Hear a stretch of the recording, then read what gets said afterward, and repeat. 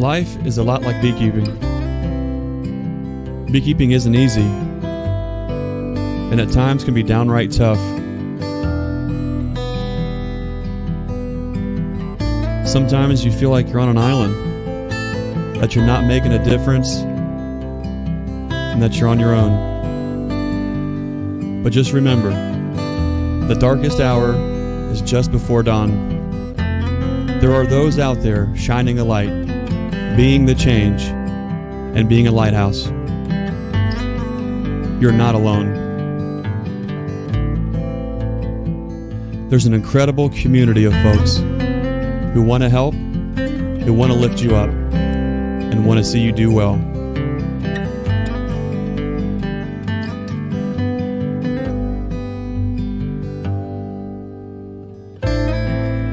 Like the honeybee is to the hive, we're better together.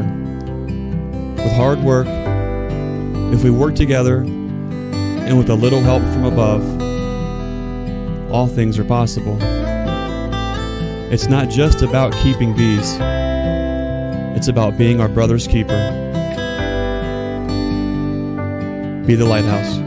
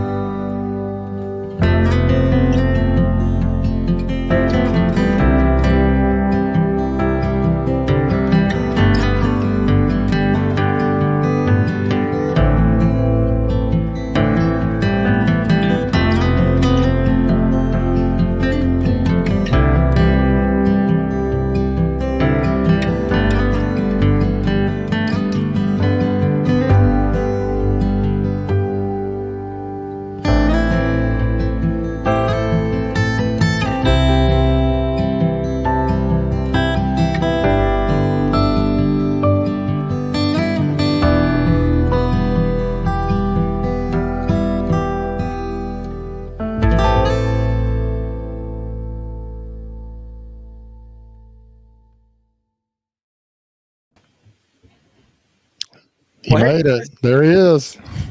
Wow. 51 people on 51 people already on here, guys. How about that?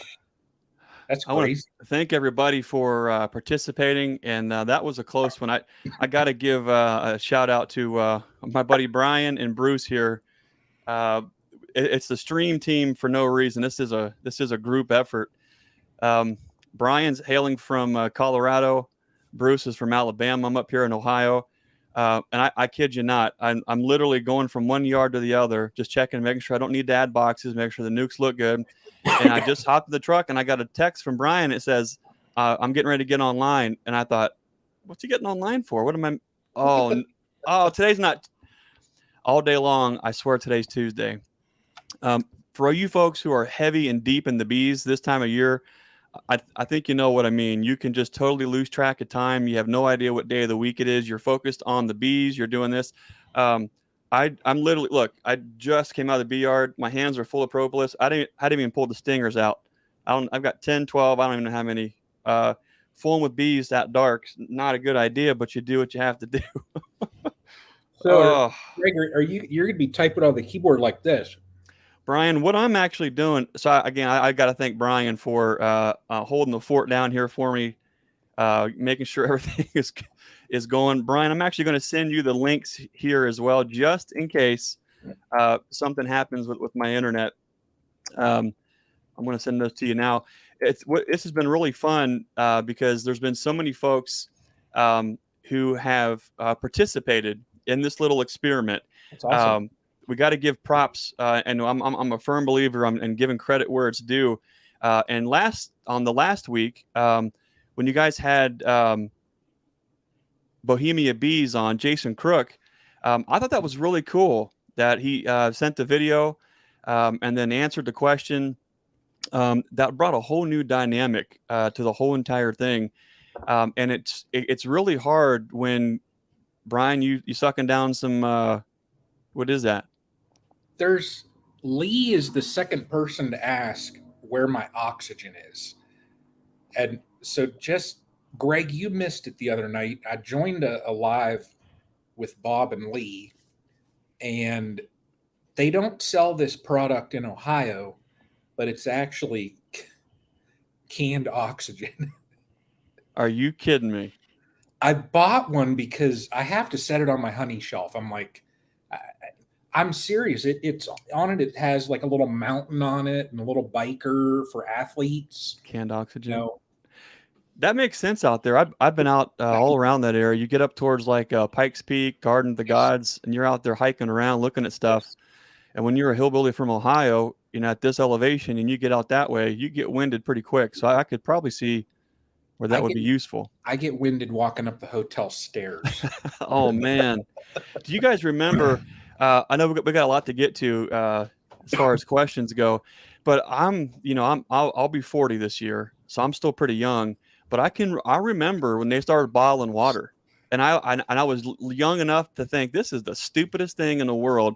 At the time, I think it was, what was it? Maybe 75 cents, 50 cents a bottle of water at the ball games. And I thought, what kind of lazy person wouldn't just fill their Gatorade bottle up with water to come out to a ball game? This is never going to, and at that time I'm thinking, this is ridiculous. What kind of yuppie city slicker?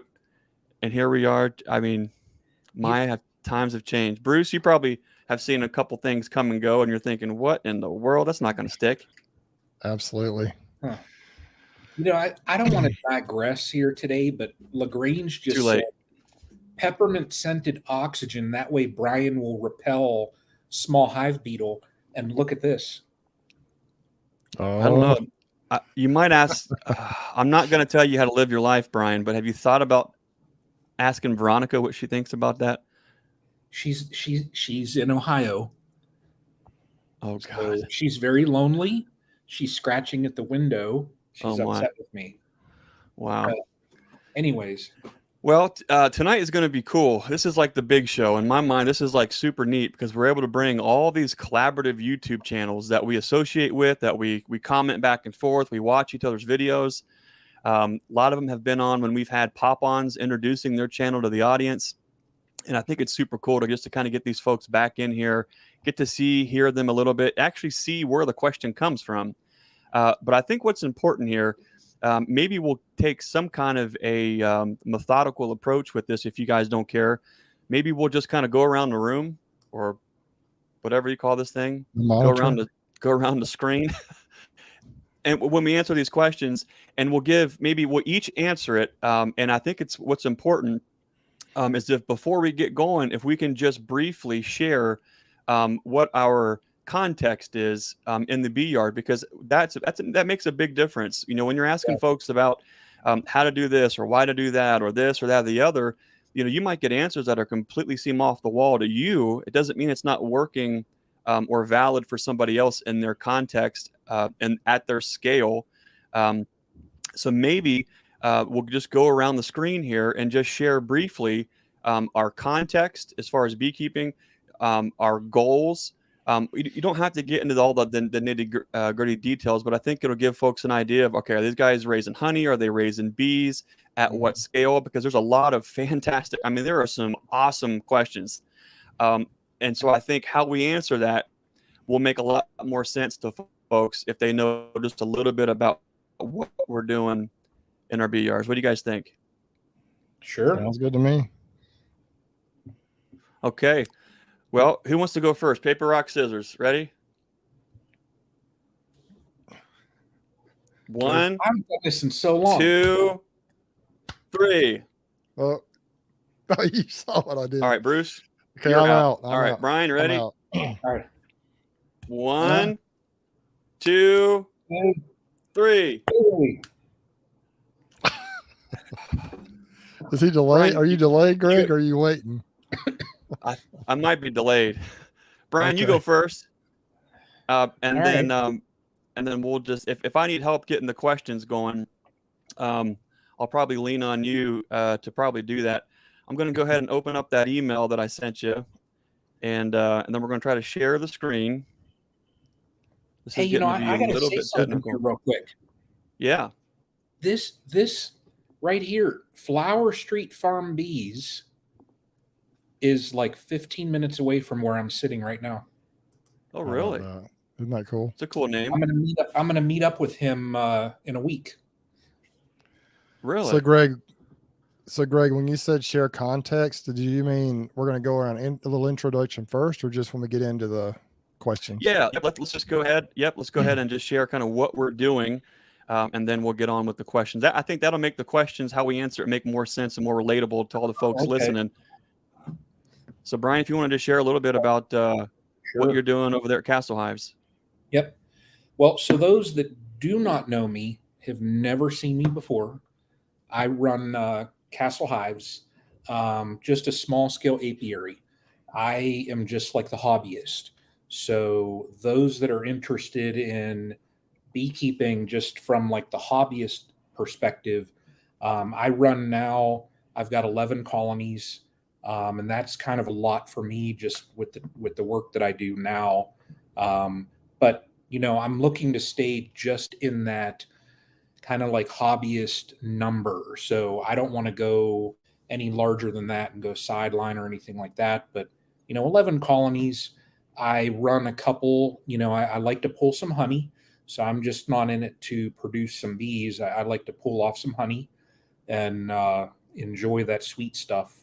But that's the short and sweet for Castle Hives. That's probably the smart. Sometimes I wonder if that wasn't the smarter move. Just keep it under 12. Just enjoy the bees, enjoy the whole journey, because it starts to get out of control. But some of us are better at self-control. Brian, you're probably a lot better. I obviously Well, I'm late tonight because I just lose it out there. yeah. But If I was home more, I'd probably have more. But and I think that's going to come up a lot tonight.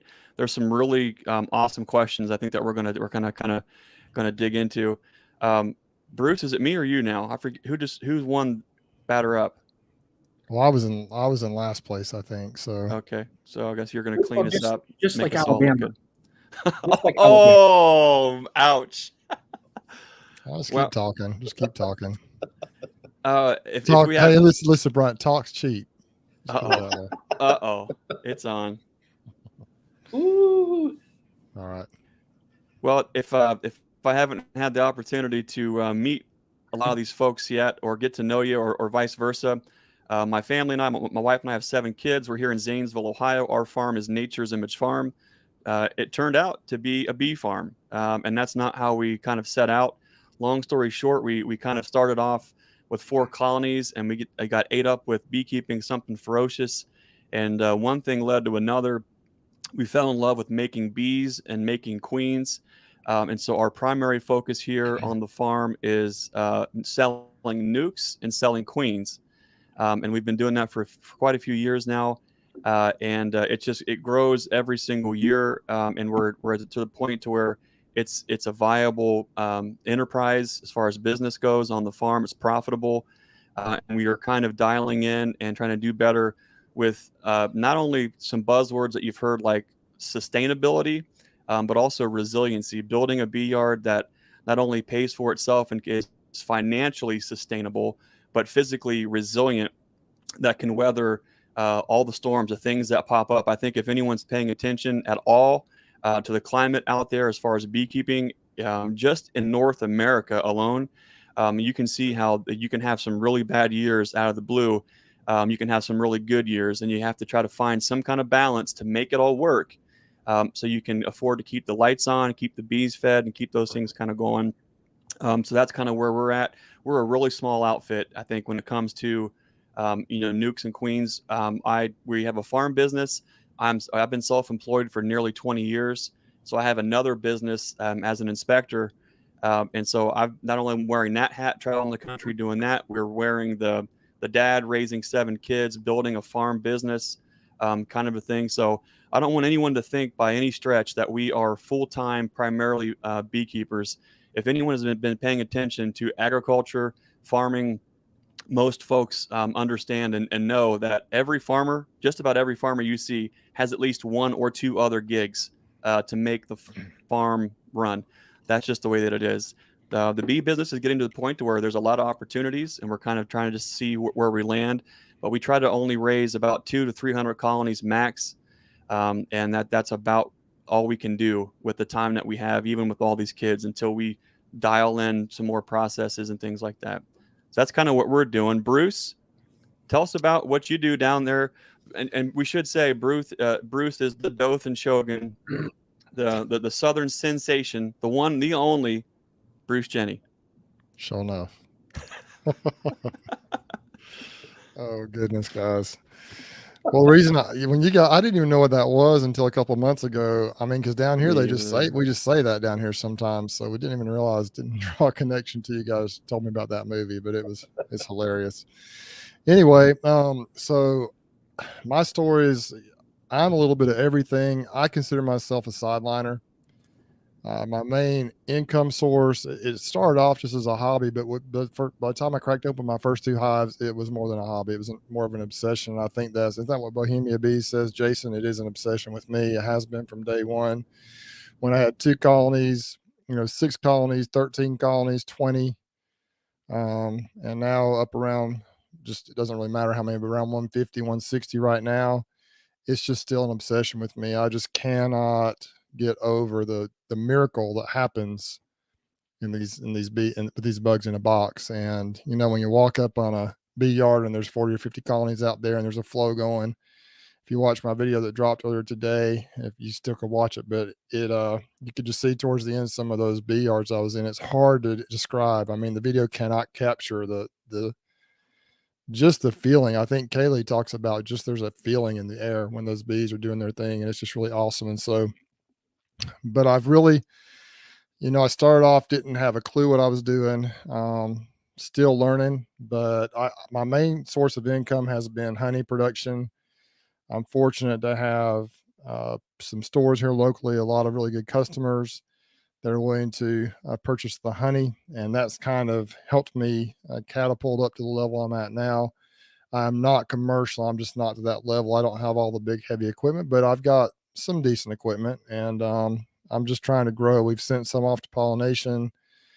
I've sold a few nukes here or there, sold quite a bit of honey, and it's just been a lot of fun. I just enjoy learning all I can about these bees. And that's one reason I've enjoyed this stream team thing we've got going here, because I've learned a lot from people that are over here in this feed right now. A lot of you guys have taught me a lot of things. I see some names in here tonight I don't recognize. I see a lot that I do, and we just appreciate everyone for being on here. But it's just I don't really know. I'm kind of everywhere. That's my problem. It's chaotic in my situation. I just don't know exactly what I want to do. I would love to be commercial, I think, until I get out there and I spend about a 12-hour day in the bees, and I'm so tired I can't hardly go anymore. And then I realize that maybe I'm not ready for that. I'm working full time, but it's been good to me. So I'd call myself a sideliner, kind of on the edge of, wanting to be more commercial, but not able to right now. But who knows what the future holds. That's awesome, story. Bruce. That's a good story. And a lot of folks are either trying to just get good with where they're at and just enjoy the process. Some are trying to grow from backyard to sideline. Some are trying to grow and see how much room there is to grow as a sideliner, and see what that turns out, to see if they can go commercial. I think sideline beekeeping ends up being, overtime hours for part-time pay.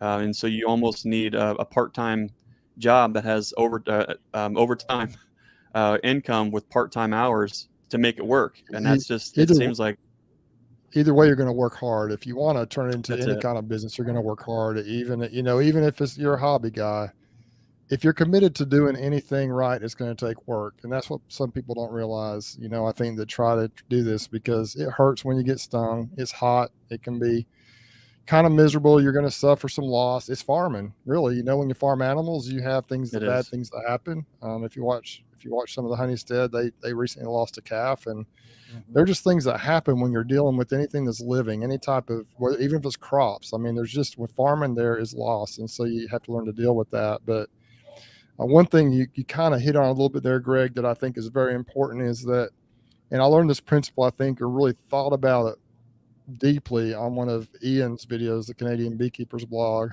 a while back. It's called the 10-day rule. Basically, the principle is you need to have what you can manage. Does that make sense? You don't want to try. So many people, and I've done this, and I still am just always, I'm like a racehorse just being bridled back, because I want to just go and expand. But if you get too many colonies that you can't manage them properly, if you really don't know what you're doing, or you've got too many, then you'll end up with as many as you're able to take care of. I mean, I could expand tomorrow, or in a week I could explode. I could double my hives, but with 300 colonies, I'd be back to 150 probably, or less, because I wouldn't be able to keep up with them. Mm-hmm. And so I would encourage anyone on here who is a new beekeeper, someone that's trying to grow their thing, is learn the principles. Observe the bees, maintain what you can at the level you're at, and make sure you're able to keep the bees alive before you try to explode. And there are people who are commercial beekeepers, and even, some of it, I think probably all of us on here, I know where you get to the point to where you can just expand and explode at any time you want to. You can go out and make new bees, but just keeping them alive is key. But you have to understand the fundamentals and the basics before you can be successful at it. And that's something that I'm still learning, honestly. Yeah. And I think a lot of us have learned a lot of those things the hard way. It's once you get familiar enough with basic honeybee biology, I mean, I'm with you, Bruce. It's one thing to create the beast. It's something altogether to maintain it. And that's what I think we're trying to do better each year, is maintain the beast, knowing that we can create it. But it's one of them things, when that beast jumps off and breaks the chain and bites you in the rear, that hurts. And a lot of us have been there, and we're trying to do better with all that. So that being said, what do you guys think?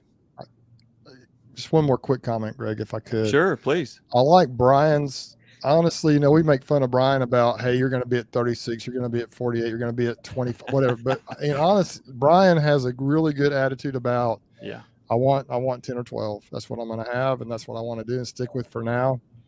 And who knows what the future holds, but for now, he's just going to work on it and develop his skills and try to become really good at that. And none of us know where we're going to be 5 years from now, but it's just important to be able to manage what you have. Like a garden, if you get a garden, you can plant 2 acres of a garden, but then if you can't weed it, you're going to have nothing. Whereas if you just had a small garden, you could maintain it. It's kind of a similar principle, I think. Yep, that's farming 100%, especially if you're starting out and you're growing and you're in that phase, to kind of see where.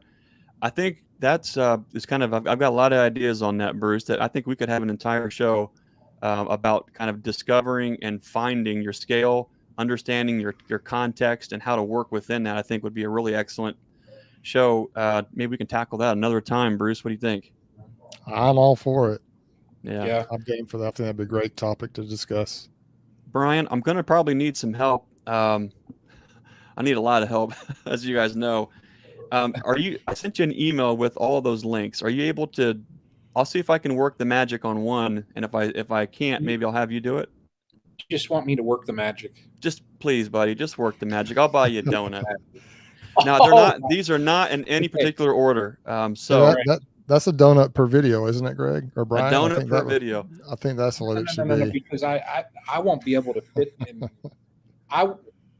I'm winded now walking up the stairs. I won't be able to get up the stairs if I eat a donut per question.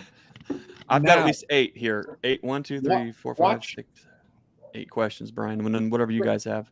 Greg, watch how I kind of, we have a little discussion and it'll just kind of segment into a question. He's so good. Watch this. Ready? See, okay. So, like I'm the hobbyist kind of beekeeper. Okay. And look at that. Look at that. See how this works? Come on, y'all. Let's It's get the almost wave going. Let's get. almost like magic here. Look at this. Wash my Okay. hands. Look at that. I'm the hobbyist kind of beekeeper. Now, if you're moving, into that sideliner realm as a beekeeper, and that's something, Bruce, that you've done, brings up the question as far as equipment. When you're the hobbyist, you're real small scale. Like what I am. I mean, I have my extractor is, you all would probably think it's a nice, cute little thing, but brings up the question as far as what other equipment do you need? Now I don't want to talk about woodenware because, woodenware, that's a given. But when you're expanding out, what equipment is needed? And we have somebody here, when we're moving from my realm to Bruce, your realm, we have somebody here that asked this question. And let me pull it up. Here we go. Hang on. Hi, Streamteam. Another question for you. This is John from Clark's Bees and Such. Thanks so much for putting this on. It's a wonderful idea, fabulous idea, as always. You, the Streamteam, I think are doing the absolute best job out there, anybody, developing the beekeeping community, especially at least on YouTube. So thank you so much for all you do for the beekeepers out there. I appreciate it greatly. I know all your listeners do too. So here's a question for you that I'm really struggling with. I've asked several beekeepers. I would like to know what the Streamteam would recommend, what some of your viewers would recommend, some other people in the community. So right now I'm about 30 colonies, 30-ish, and I would like to grow to 50. That's my first goal is to get to 50.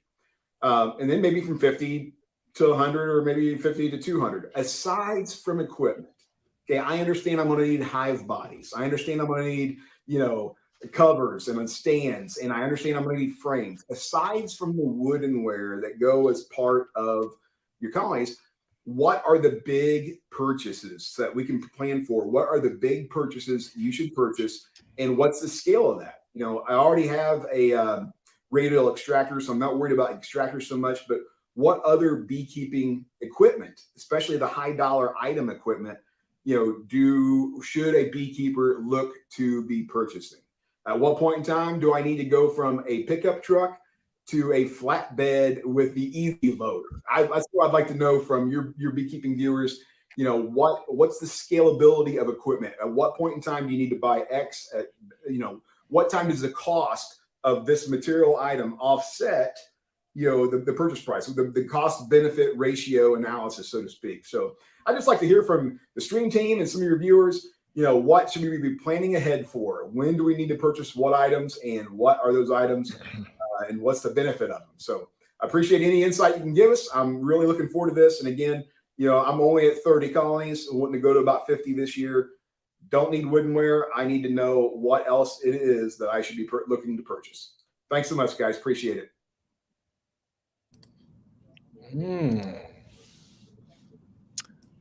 Well, let's just, I guess, keep that order. Brian, what are your thoughts? Where you're at? Like, what are you thinking? I tell you. So if I was in John's position, I would have to. Man, number one, I think I would have to even just take a step back and look at, do I have the space, as far as like having a dedicated building, because when you're going to that scale, I think once you're breaking, through 100 colonies, and if you're harvesting honey, things like that, oh my gosh, just the equipment you would need, whether, I don't know whether he needs a bottling tank. I don't know any of that stuff. Whether he has a dedicated building, like Bruce, I saw him when he did his harvesting, his video earlier. That's just such a nice area. I don't know that. I know in the hive life, like we heard Bob Benny talking about his operation, and that's such a different scale in itself. But there's just so much to look at there, and me not, I don't down the road see myself going that direction. It would be, at first, I think for me, it would be overwhelming trying just to put together all of those pieces of the puzzle. Just space. Where can I keep all of this stuff? Where, right, do I need, like Ian, do you need that lift? Because you're going to have to think down the road physically, can you manage this? So, wow. I mean, that's a tough one for me really to pinpoint down and give anything further than what I've already said.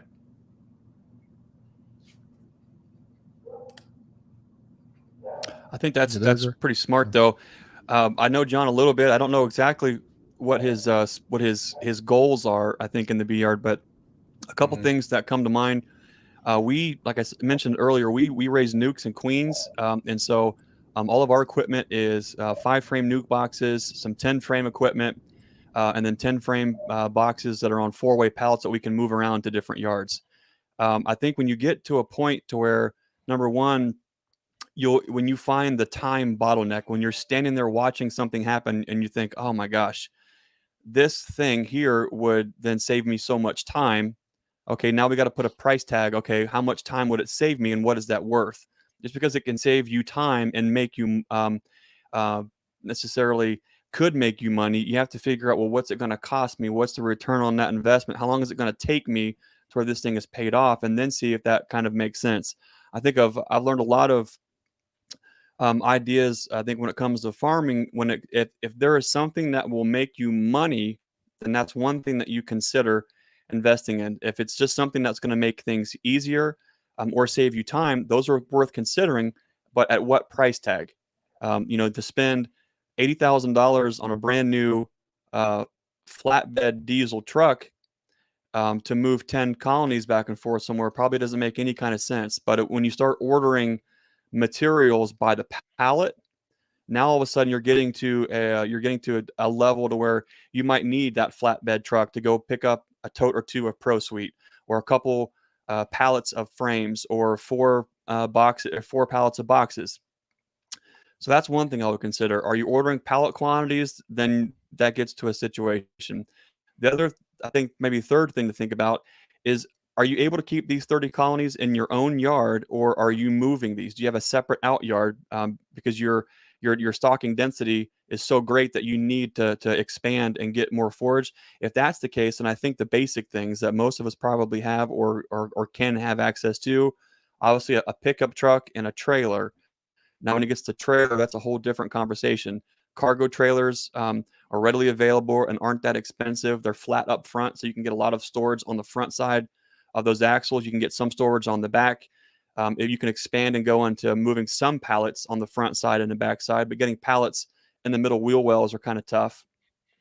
And then, of course, as you kind of grow and need to do those kind of things, you're talking about deck over trailers, flatbed trucks. And kind of our main operation here for what we're doing is a flatbed dually. I can get 48 singles on there easily on pallets, and we've got a couple different tractors with forks that we can move stuff around. That's kind of how we get by. Is there a lot better things that would make things easier, like a Hummer-Bee or specialized skid steers with masts that would make things easier? Sure, it would make it easier. But $50,000 to $70,000 to make it easier right now, the return on that investment would be too far down the road to where I'm not comfortable with doing that. So I think if you had to just kind of look at it, that's how I look at it. Bruce, what about you? Well, I guess I'm kind of in that spot right now where he's talking about. I'm real fortunate in that my brother has a business, and he has tractors, forks, trailers, big trucks.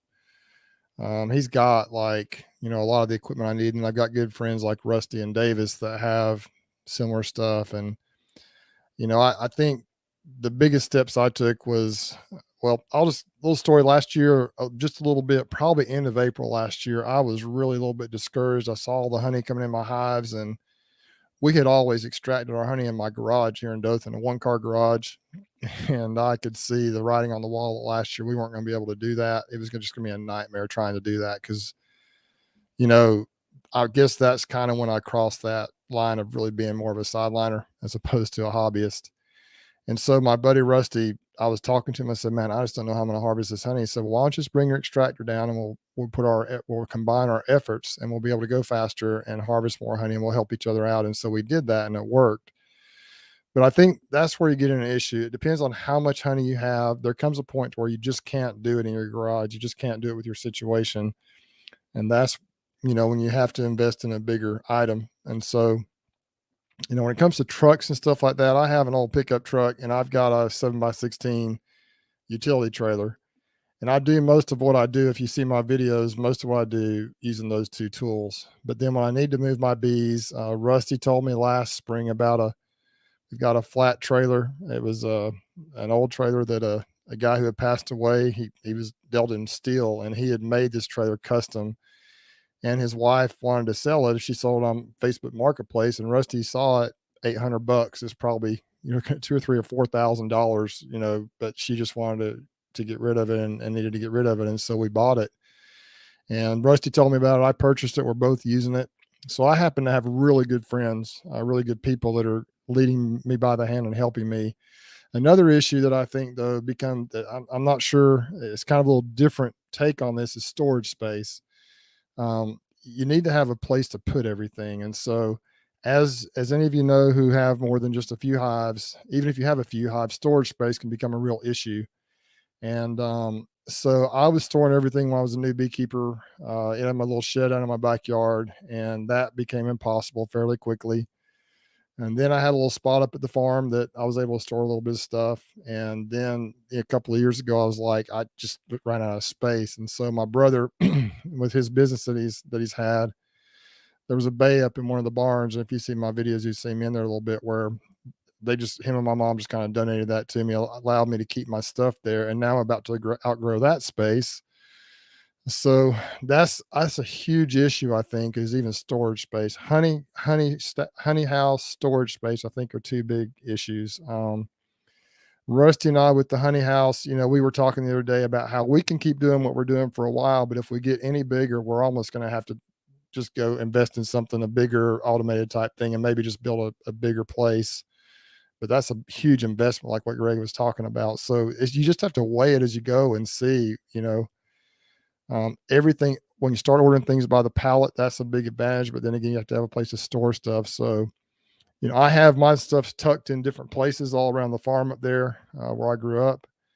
And I've even talked about building a pole barn or something where I can, if I get any bigger, I'm going to have some more space, either another bay in that barn, or I'm going to have to build something on my own. So I think that's an important thing to consider as well. I think Greg pretty much covered the trucks and the equipment that way, but I think storage space is really important. You got to make sure you have a place to put all that stuff. All your new products that you're going to put on the hives, all your hives are going to store in the wintertime. And then of course your honey equipment, you just got to have a place to put that stuff. And that can become an issue very fast. It's well and good to have the, what's terrible is to be in the black with your bee business, and then, go ahead and then start to make some big purchases on equipment, buy the pallet, and then get it and have no place to put it. And you can't just put it next to the garage and put a tarp over it.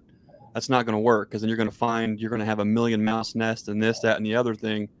And that's just not going to work. But it's a good point, Bruce, about storage. You got to have a place to keep things dry and as free of rodents as you possibly can. It's hard to get them now, but we've got an old 40-foot Connex box that we bought years ago, and that's been amazing to be able to put stuff in, lock it up, and try to keep it ventilated and things like that. Yeah, another thing too, I think that you hit on this a little bit as well, is what is your business model? What is your idea when it comes to debt, or going in debt, or trying to grow your business? Because I've stayed in the black. I really have not been in the first couple of hives I bought was really all the debt I've been in, and that was to myself. We used money out of our account, and then did a little online thing trying to sell honey a couple years later, and went a couple of $1,000s into debt to myself out of my account. Beyond that, we've always been in the black, and I just don't buy anything unless I can afford it. But now when you're talking about going full on commercial and having to buy a big truck with skid steers or tractors, and you're getting into the big stuff, the commercial honey producing place, then, it's difficult to stay in the black. You're going to have to grow it slower. I'm not saying you can't get to that point and pay cash for everything, but you're going to have to grow it slower. And so you really have to decide it's just a business, man. And Greg, you know that better than any of us probably on here than I do for sure. Cause you've done this, you've gone ahead and decided, hey, we're going to do this as a business. And I'm doing it as a business, but I've also still have my day job, which pays pretty good. And so I can, I don't have to, it's not, I mean, I'm not feeding my family with my bees, so to speak. And so, it's a great question though, John. Appreciate it, man. Yeah. That's a really good question. We can definitely have a whole entire show on that because there are so many things to consider when it comes to all those things. And you hear a lot of folks will say, grow with your bees, buy equipment. I think there's a lot of room in there to, if you do want to invest in these things, you have to assume the risk at doing it. And if you can financially absorb the loss, and if the limitation is, I just need this, and you actually hash it out, and that's true, you just need this thing, and then here we go, it might make sense to make bigger steps. But taking smaller steps and accruing those goals, meeting those things as you go, I think is pretty smart. But there's a lot of us, myself included, that are a little risky, and we can assume the risk. But that's a whole other show for another day, Bruce. Oh yeah. That's a great question, Brian. I'm going to leave it up to you to fire up the next one. Yeah, shoot. Real quick. I think I was like probably almost everybody on this stream right here that's in the comment section, us three probably. When I first got bees, I thought, oh, I've got to get to 100. I mean, my goal was I want to get to 100 hives, and I did. Yeah. But I had no idea whatsoever what it took to actually get there, and just the cost and equipment alone. Because when you think about, and John hit this a little bit in his question, but when you think about, if you got a couple of hives and you buy a couple of boxes to put on there, that's one thing. But if you got 50 hives and you need honey supers for each of those boxes, multiply that times, one box times 50, the expense, the work, everything. You gotta just think in your mind, this is how much time it takes to do 2 colonies. Multiply that times 25 to do 50. You get quicker and more efficient at it. This is how much it costs to get 2 hives. Multiply that times 25. And so you have to really look ahead and think, well, maybe I should go to 5 or 10 or 12 and maintain those for a year or two, and then build up. Mm-hmm. And just kind of see how it goes and learn what it takes to grow. And once you can really double, you can go exponential really fast once you figure out what to do. But there's so many things to consider besides just making bees and sticking them in the box. There's so many other things to consider. The scale will find itself, just like when we thought we were going to raise pastured poultry for a business or forest raised pork. All these things that we've tried, scale will find itself whether you are ready or not. You can only push it so far before you are quickly humbled and you find that razor thin edge, and hopefully it doesn't hurt when it cuts. But that's a great point, Bruce. That's awesome. Brian, you want to play the next one? Let me mute myself.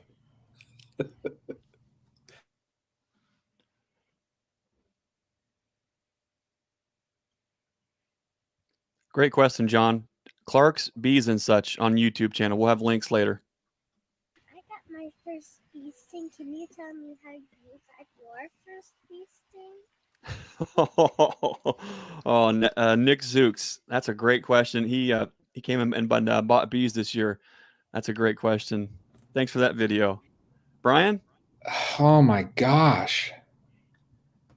I can't think that far back. That's 5-6 years ago. Oh my gosh. I don't know. I mean, I know there's certain memorable stings that I've had, but gosh, I can't remember my first sting. Do you remember your first, like, oh my God, I just got lit up ferociously? I had one last year, a situation where, yeah, I mean, I took it in the throat, in the face, and yeah, it hurt. I don't remember my first sting, but I can remember the first time where I really learned to engage a colony and not invade a colony. This was years ago. After I got really good at killing bees, I bought some bees, went down to my mentor's place to pick him up and spend some time learning beekeeping. And he's a no nonsense type of a beekeeper, no veils, no nothing. And so when you show up to work with this fella to learn these things, I'm just going to do it his way. So I show up there after all my bees are dead, and it's the spring of the year. It's like April. I'm running down there, and I pull up, and come on over. So I like a puppy dog, I am running straight over, right, to see what he's looking at, and he's pointing at this colony, and just like a goof, I'm like running over, right, and I look straight down to the colony to see what he's looking at, and as soon as I do that, like with all that eager energy, they just start blasting me, right? So I mean, my entire face was loaded full of bees, and so when you're out of my eyelids, I have bees like this. They're all stuck, and they're all flailing, right? And all I can see looking out is all these bees flying just out of my eyes. This fella, he's not missing a beat. He just keeps talking like nothing in the world's going on. And of course, I don't want to look like a rookie, so I'm just sitting there, and I'm pulling every single one out of my eyelids and under my eyelids and my nose and all this. I'm just pulling everything out, trying to act like it's not bothering me, right? And then so I find some plantain, chew it up, make these big green spit wads to go over everything. Use your shirt, to pull those stingers out. If you ever have that, happen to you, you're not going to get a hive tool. You can't see what's going on, but you can use the inside of your shirt, and that those fibers will catch those venom sacs and pull them out. I'm doing all that. Well, I end up being down there for like another day or two, and I learned to take my time to get into that whole feng shui of beekeeping, where you're taking your time, you're reading the bees, you're picking up on the energy, you're moving, and it's this whole kind of a Zen kind of a thing. I learned that because I didn't want to get lit up again, and it was actually one of the greatest lessons that I have ever learned. And from that day on, I've learned to work bees a certain way. Now, what's interesting is the next hive I got into, and we went through hundreds and hundreds of colonies. I didn't get stung once. So there had to been 100 or more. But anyways, that was unforgettable. Bruce, how about you? Before we go on, if you look over in the feed, you see Grammy is on here, Lisa. She had a little comment about my bees. And then down a little bit lower, you've got Son of One. He came over. He's another guy that lives locally that came over, and he was in my yard last week. He helped me. If you looked at the video today, she helped me. Grammy her name is Lisa. She helped me pull honey on Friday, as well as a guy named Dugan, if he's on here. His name is actually John. And then Ed is Son of One, and he was out in my yard. I guess he's just barely started. Caught a swarm, just barely, like a couple of weeks ago. And he was in my yard. We were moving some bees, and he came over. I invited him over. He helped me move some bees into Nappy May Hive, and then he helped me harvest some on Saturday. But he got a sting, so it sounds like my bees are just stinging everybody up down here.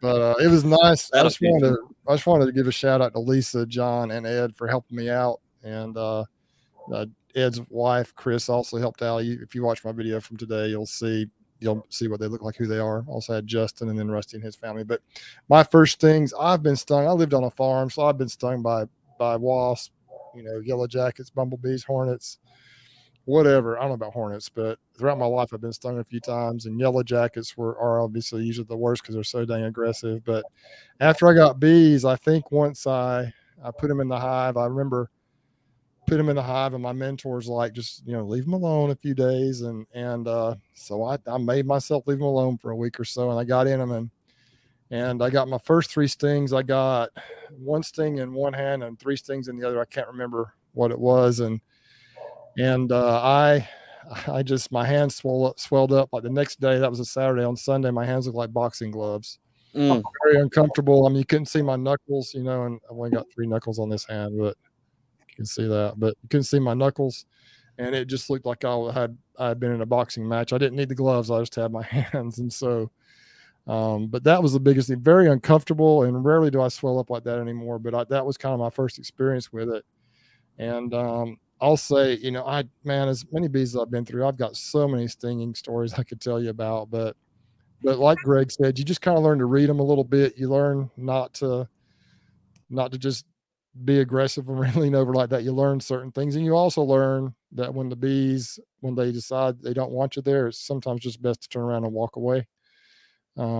I usually, if you'll see my videos, rarely do I ever mess with the bees without a veil on, even if they're not aggressive, even if I think I could. I just like to wear a veil on my head. Um, I, I know many times I'll work them with that, with just the veil, no gloves and no jacket, but I just feel more comfortable with a veil on. And I think the bees, I think they can sense when you're a little bit anxious. Not that I feel like I'm anxious, but they seem to just buzz me and get me in the face if I'm not wearing one. So I must be. So I usually like to wear a veil. Every once in a while, I'll peek in a little bit without it. But gosh, my first things I remember after I had bees, those were the first 4 that I got, and my body did not react really well then. It reacts much better now. Yeah. Where's the worst place, you guys? Where does it hurt the worst when you get stung, Brian? Oh man. I don't know. I mean, I took one just like Jason, Bohemia Bees. I took one in the lip not that long ago, and that one, A lot of nerves up there. it felt like a needle, you know? Yeah, just like Grammy said there in the lip. Yeah, I mean the same thing, and it had gotten in. I didn't zip my veil, all the way. I didn't think that they were going to get me, and that little bugger, just like what Kaylee we were talking about, last week. They find if there's that little spot, they find that way in, and she just boom. And it's like, when people tell you when one gets in your veil, just kind of let it go, whatever, if you pinch it. But she just came right in angry. I used to think getting stung, there's that place on your nose, like right, whatever you call this little area right here. Oh yeah. And whenever I get, well, because I'm not as smart as Bruce. I'm stubborn. I don't wear my stuff most of the time. But when I get stung right there, I mean, if you're talking about whatever side it favors, that side of my nose will run, my eye will run, and I thought that was about the most inconvenient place to get stung until I think maybe it's been the first time. I had just cut my nails yesterday, and so my nails were cut all the way back. Yeah. Today I got stung right under the nail all the way back, and I cut my nails back real tight. I got stung right up underneath where I just cut, or where I cut my nails. That rascal shot a pain up through it went clear to my elbow. And here I'm looking at a frame that's got a queen on it, and a boom. And so I've learned to just not let go. And holy cow! If anyone was watching me, I probably looked like a yahoo. That's woo. That one was like electric. Bruce, what about you? Where's the worst place? I would say the most uncomfortable, probably the most uncomfortable / painful bee experience I've ever had was couple of months ago. I was out messing with my bees when I probably shouldn't have been, and one got up in my veil. And you guys have heard this story. Many of you on here have heard this story already. And it's my left ear. I felt, sometimes they just find their way in the veil. I'm not sure how they do it. I don't know if they go up my back or how they get in there, but they're walking around, they're flying around in there. And if I ignore them and leave them alone, many times they never sting me. They're walking around on my face, they're buzzing around, and many times they never sting me. When you panic is when they sting you. Mm-hmm. This little joker, I felt her climbing up around my ear up here, and all of a sudden she went boom right down into my ear hole. Oh. And so this was just one of the most, if you can just imagine like a dentist with a drill the size of a bee just spinning in your ear like zzz. And of course I started panicking a little bit. I tried to be calm. I'm like, maybe she'll back up. When she was headed up there, I knew, and I'm like, oh my gosh. And sometimes they'll get on your ear and they just walk away, where she just went right down that hole. And then of course I've heard the horror stories of insects and things getting stuck in people's ears. And I'm like, man, she's going to get down in, and it felt like she was in my brain. And every time she panicked, I panicked and she panicked. So it got louder and louder. She got deeper and deeper, and it vibrated more and more. And it literally felt like she was on top of my brain in there. And of course I'm panicking. So, the little, I don't know, this little thing right here on your ear that you can close your ear with. Yeah, whatever that thing's called. I should know. I had anatomy once upon a time, that little thing. So I stood up, had my veil on, stood up, walked away, walked towards the house. I told my wife she was up there doing something with the plants or something up by the house. I said, I've got a bee in my ear. And I was just kind of like cringing because it was very uncomfortable. That bee was getting louder. It was buzzing harder. So I thought, well, at least if I smash her, then it'll kill her, and we can dig her out with tweezers. I can just pull her out. So it was on this ear over here. It's my left ear, and so I reached up there and I took that little thing and I tried to push it over and mash her. And when I did that, she decided she wanted to back out. So that was actually good. But as she backed out, she stung me right inside the ear, right there inside the ear hole. It wasn't on the main part. It was down inside. Oh, And she came out, and so we saved a crisis there. But Annette was like, "You want me to go get the tweezers?" I'm like, "I think so." And then, but man, it was pretty painful. But it was more just the bone chilling vibration in the side of my ear and the panic that I felt and that little bee felt combined was quite the experience. It was bad. But as far as a normal thing that happens, my fingers, I can get stung on my hands and it doesn't hurt, but every once in a while they get me on a little nerve, kind of like what Greg's talking about. I've never been stung under the fingernail, but certain spots on my hand, there must be a nerve right there, because sometimes I almost have to just step away and just kind of kneel over a little bit for a little while and just say, grunt a little bit, and then I'm okay. But man, sometimes it just hurts. Sometimes I don't even hardly feel it, but sometimes it's pretty rough. Greg, I know we've been invited down to Alabama, and hearing the honey harvest stories and hearing that they go down your ear. Hey, bees got to eat. Bees got to eat, Brian. Don't be hating. I might have to rethink whether I'm going to go down to Alabama. Just suit up, man. There is something. I will say this. There is a fine line, but I'm definitely off my rocker. But there is a certain well, obviously there's a witching hour that happens. It's about 4. Today it was 4:40. You just started knowing everyone's home, get out of there, right? But I pushed it anyways. There's also the time where you get into a colony and they start to react and they start to light you up. I don't know what it is exactly, but I almost enjoy it because it's almost like your body tells you slow down. You go into the slow-mo thing, and there's a certain Zen thing, as crazy as it sounds, and that could be blasted 70, 80 times. There's some kind of, I don't know, adrenaline or energy that happens when that's going on, and there's that thing happening, and you like force yourself to calm down and work through it. As goofy as that sounds, I don't know if anyone else has ever knows what I mean, but there's something, I don't know, kind of intoxicating about that little relationship there. It's probably not a real healthy one. I don't know if I can, let's see if I can share this. Let's see if I can do this last, no, I can't. All right.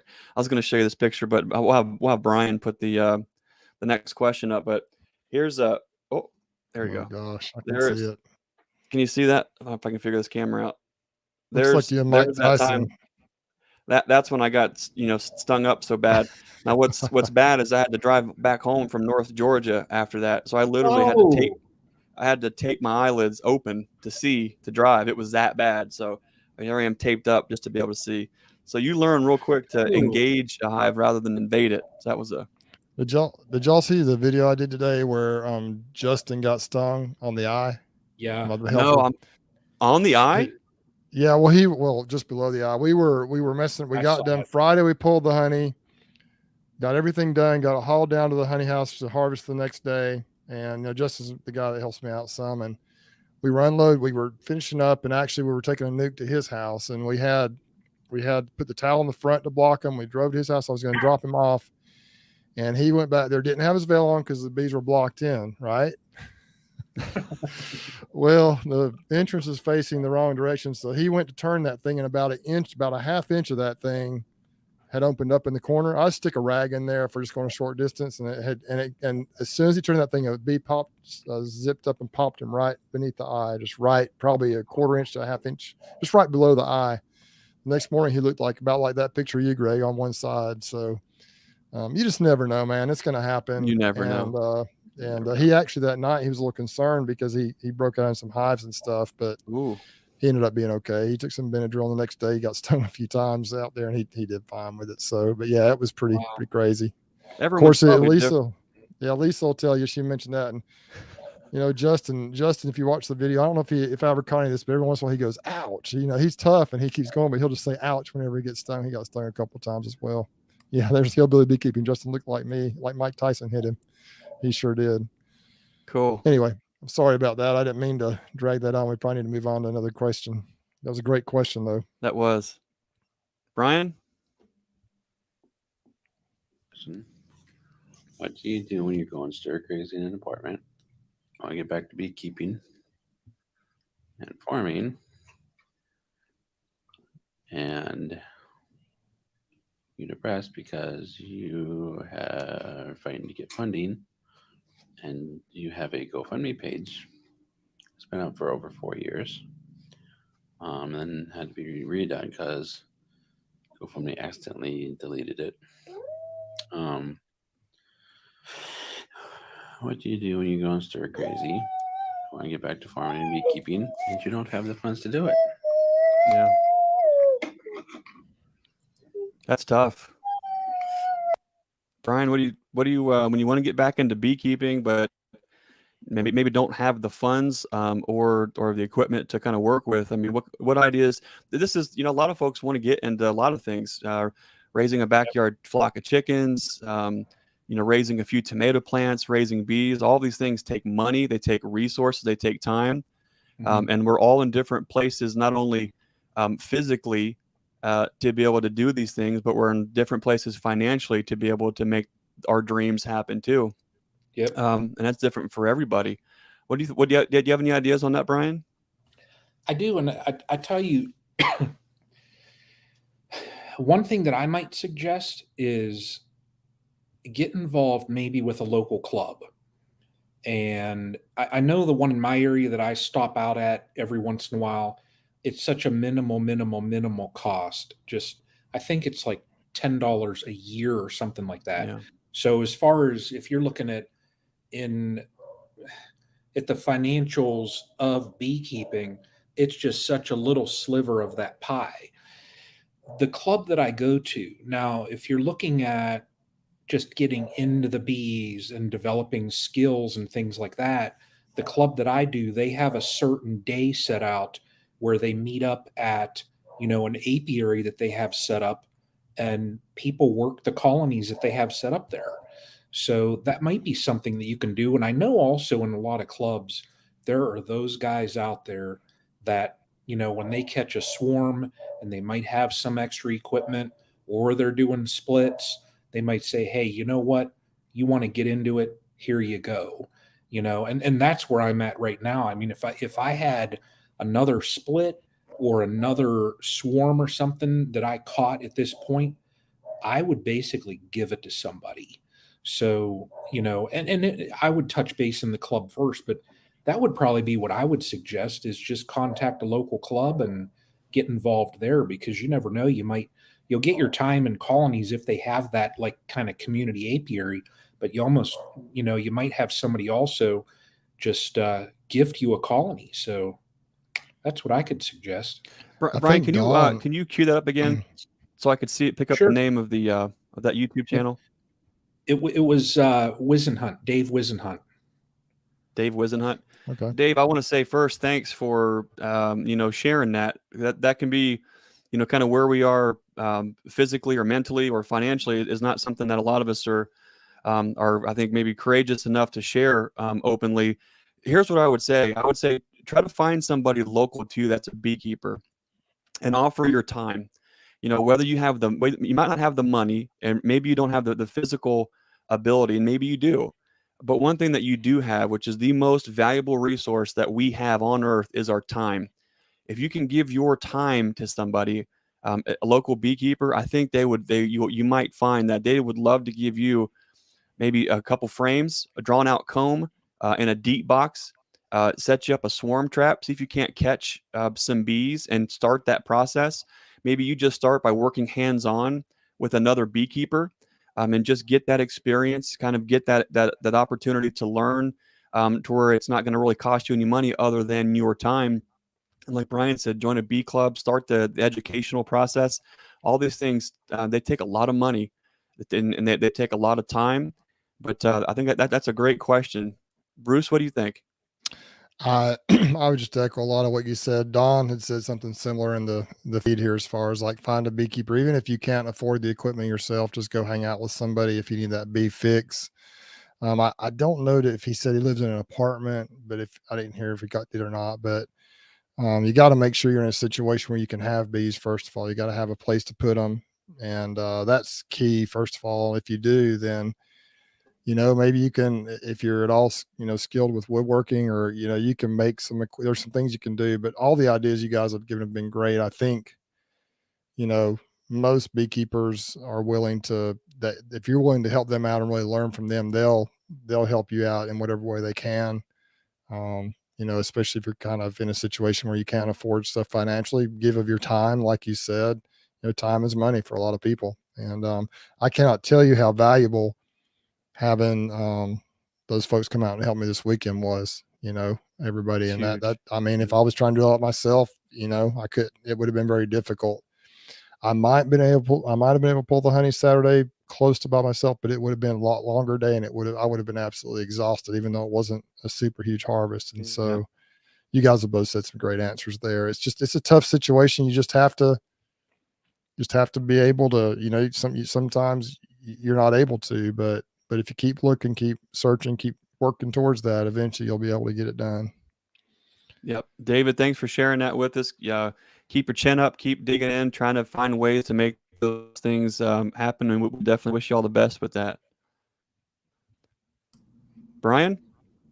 All right. Here comes the next one.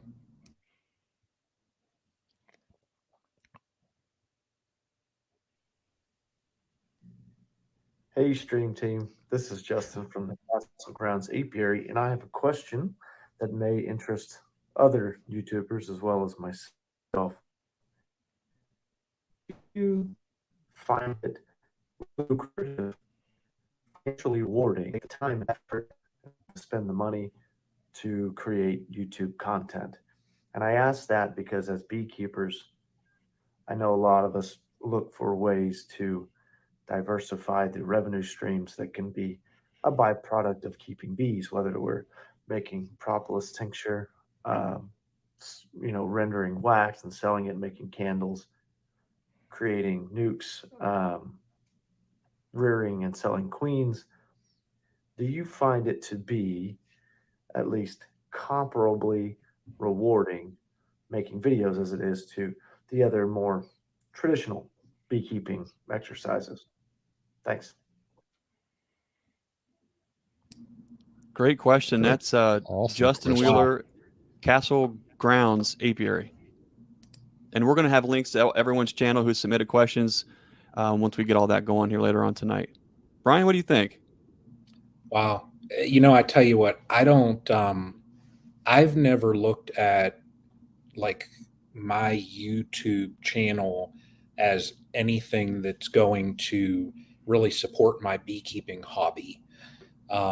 The monies that I get, within the last year or whatever it was, got monetized. And, when that happens, you're kind of all thrilled and, you're thinking, oh my gosh, I'm going to sit back and I'm going to pull up to my apiary in my Ferrari, yeah, right. I'm going to walk up to my colonies and, Show enough. That's right. Show enough. But, I have the thought of, and it's kind of like my thought as far as my beekeeping. I'm kind of grounded in that I know right where I want to be at. Any money that I get from YouTube, and I tell everybody that if they do a super chat or anything like that for my channel, I just funnel it right back into the bees. If it's 6 months and I don't get a check from YouTube, when I do, it's kind of like, wow, this is cool. I can kind of refresh some equipment. But it's so difficult, I think, to really look at YouTube. And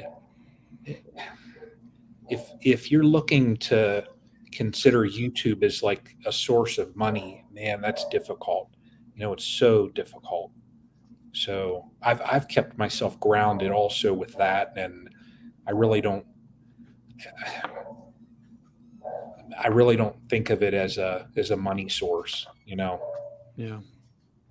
I think it probably can be. And there's guys, if you've got a big channel and you're, get a viral video to hit and you're getting millions of views, that would probably make you some money. how to get there, how to do all that. If you're doing it for those, if you're doing it for those reasons, you are. Bob Walker. Hey, Bob. I saw. Haven't had a chance to watch it, but I saw you had a video where looked like you might have had a pretty interesting day today. Hope you're doing okay. Um, the thing with YouTube is, you know, this is I'm going to keep this short because I could go on all night about this. There is an art to beekeeping that we when you're in there and you're working with the bees and you're making nukes and you're making queens, it's hard to explain this unless you know, but it's a certain expression, a certain art form within yourself that you're sharing. You're tapping into this creation, artistic kind of a thing that's absolutely beautiful. And when you are making videos or a podcast or any other form of art, you get into that world where you're expressing yourself. You know, no matter where the idea comes from, the ether, the universe, God, whatever, something comes to you, you put it out there. You're so charged up. You're so into it. It's a message. It's this. You put it out there. And I think if you go about YouTube by just expressing whatever that is that you feel is coming to you that you need to share, and you put it out there, get it to a point to where you're okay with just putting it out there and then walking away from it. Because if you're putting it out there expecting to have a return on that investment of this or that or the other thing, that's okay. But that your entire walk with this is going to look a little bit different because you're going to go about creating YouTubes and cuts and content that's going to be, you know, based on getting people to click, get them to watch and all those kind of things. Now, I say that, and of course, any one of us who creates a beekeeping video, we want the whole entire world to see it. We really do. It's a piece of us. It's a piece of art. But in the grand scheme of things, the beekeeping niche when it comes to YouTube is so minute. These guys out there that are actually making a living on YouTube are the ones that are putting together Nerf war videos or selling you. They have the ideas on how you can make the videos to make the content, right? So it's kind of a different approach to kind of go about that. So I would say if you're getting just like we say in our talks when it comes to beekeeping, know your why. Why do you want to get into beekeeping? Do you want to create honey? Do you want to create bees? Are you dabbling because you haven't figured it out yet? As long as you understand where you're at, then cool. Then move forward and things kind of follow. I don't see, for me, YouTube is not financially sustainable at all. Matter of fact, for every, you guys know, you know, for a really jam-packed 10-minute video that you're really proud of with cuts and those kind of things, I mean, you're talking about sometimes days and days of editing, putting music together, putting the cuts, getting the message across. It can take a lot of time and effort. There's no way in the world that our videos are making enough money to warrant 3 days, especially if we have a job where we place a value on our time. There's no way in the world it makes sense. Where it does make sense is we're able to share with our folks, with the subscribers, with our audience, who we are as individuals. And I think that's important as we collaborate within the community as an art form to know who we are, who we're collaborating with, what this person is like, what they're doing to kind of create that bigger canvas. But in the grand scheme of things, I think for me and what we're doing, it's nothing more than just an art form. It's an expression of what we want to do. Ours really started in a way to kind of answer questions that we had from our bee customers. We started just wanting to put out some of those videos to answer those questions. And then it's kind of led to one thing after another. So I don't know that it's definitely not a financial powerhouse, but I tell you what really is very much appreciated and does make a difference. We got a super sticker from Bruce Bryan, guys, for donations there. These things, we make more money. I just made more money right now from Brian and Bruce and Tim than I'll probably make on any video and its duration. That's the long and short of it. So to have you guys send us those super chats and those super stickers and to give us money for these chats, that's huge. So thank you all you guys for doing that. Bruce, what do you think about this whole financially rewarding YouTube business enterprise? Well, I've got a little bit of a different take, maybe. First of all, someone who was it on the feed? I think it was Pharmacy Seeds Network said, provide value is the takeaway. And so, like you guys have mentioned, if that's the goal, if your true goal from in your heart is to provide value, then whether or not you make money, it's going to be worth doing to you. If you feel like you're helping people out, if people are benefiting from it, and that needs to be the number one goal. If you start off a YouTube channel in a niche like this, I think there are some niches where you can get in there, or niche. I'm not sure how you say it up there in the north where you guys are fancy, but I say niche. I don't know if that's I right say or not, niche. but good. Okay. I feel like I'm Bruce, you got to have a little draw with it. Niche. because that'd be easier if I was saying niche. That'd be easier if I was saying niche. Anyway, so but I would say that that I just did it initially kind of for fun, just to kind of see. I had no idea. I knew people were making money on YouTube, but I had no clue. But then I just decided I wanted to figure out how to get monetized, and I am very competitive in nature, and I want to figure out the whole system. Now, I don't know that beekeeping is the niche where you're going to get rich on YouTube. I just don't know that it is. I know people do pretty well, especially some of the bigger folks, but there's so many different things. And so one of my main reasons for doing YouTube is I would like to make a little bit with it. I make enough, obviously, to buy a little equipment here or there and to help kind of supplement my bee obsession. But I'm not making enough. But if you look at it, and like Greg said, I mean, you make a video. If you can look at my channel, for example, you look at the thousands of views that I have on my channel. I think there's an analytic or a what's the word I'm looking for?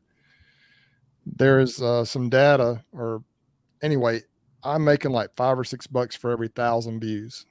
So if I have an average video, if I average 3,000 views, 4,000 views, whatever per video, I might be making $15-20, on that video pretty quickly. So you think about the number of videos you have to make to really make a significant amount. Now I've got a lot of videos, and some of them do much better than that. Some of them don't do that good.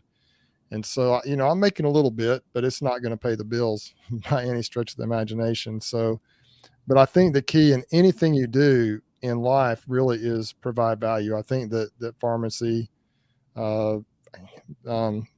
Network Acts absolutely hit it on the head there. You got to provide value for people. And and it's okay if you want to just value. If you want to share what you're doing, and you don't really care about necessarily improving the quality or anything like that, or you just want to share what you're doing, you're going to have some fans and folks following you, then that's okay. If that's what the value is to you, if that's what you want to do, if you just want to kind of, I guess, document or keep a journal, a vlog of your beekeeping world and your life, that's fine. But if you really want to pick up subscribers, if you really want to pick up, your followers, if you really want to improve your product, you have to work on improving your product. Just like if you want to get better at beekeeping, if you want to grow, you got to develop those skills and work on that craft every day.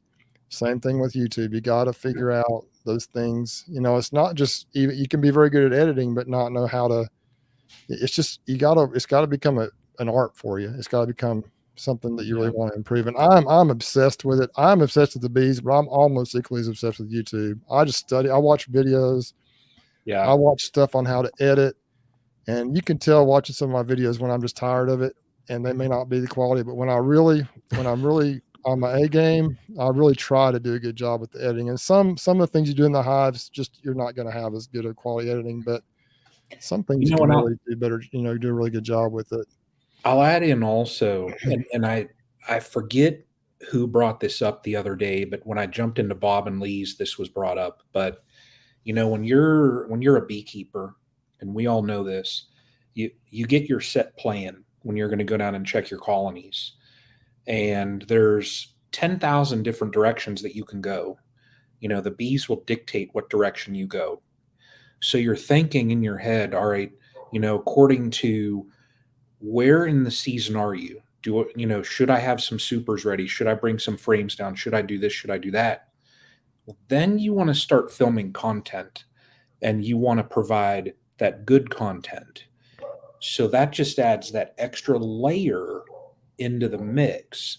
And, then not only are you worried about, of course, your colonies, that's first and foremost, but then you're adding in that next layer as far as, well, crap, do I have a battery in my camera? Do I have, are my other batteries charged?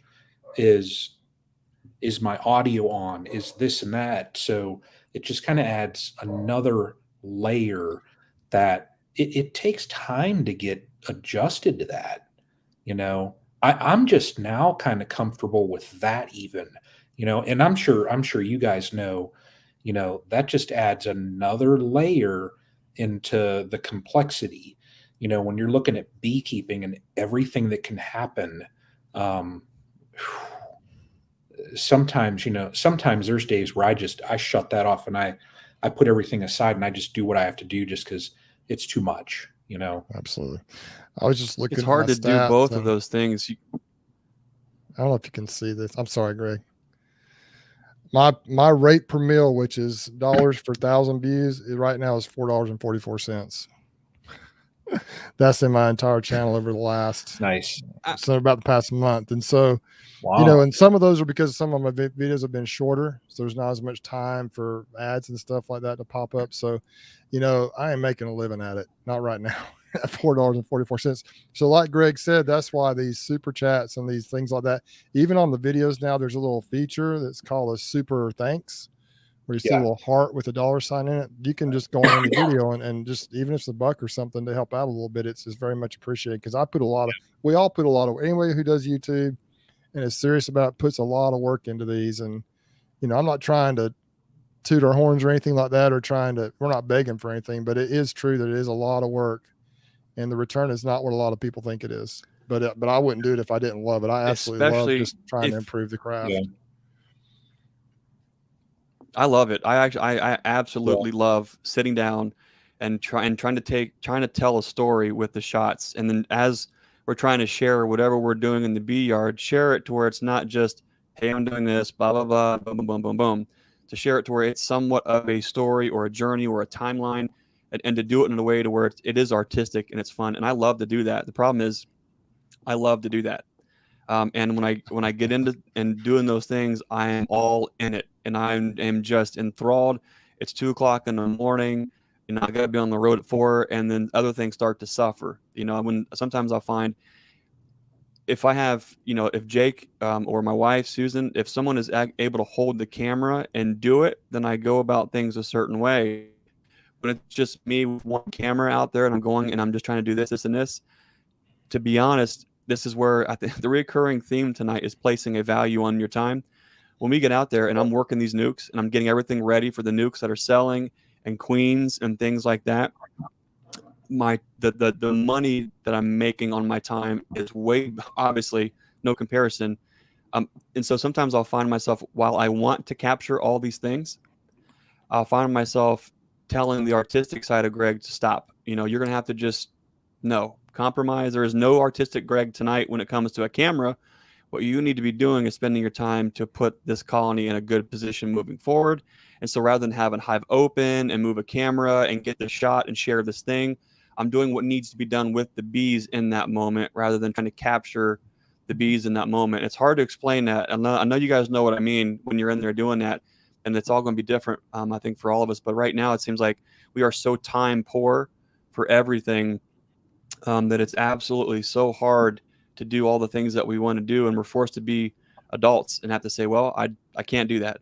We haven't put out a really good video in a long time because we just have not had the time to sit down and edit. I've got I got awesome interviews from people all across the country, amazing footage, multi-camera stuff, just cannot make the time to put it all together.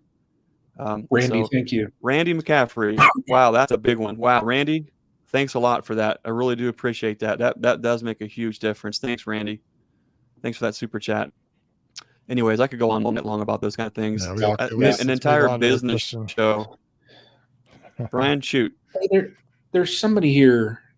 Look at that. Who we got here? Jose.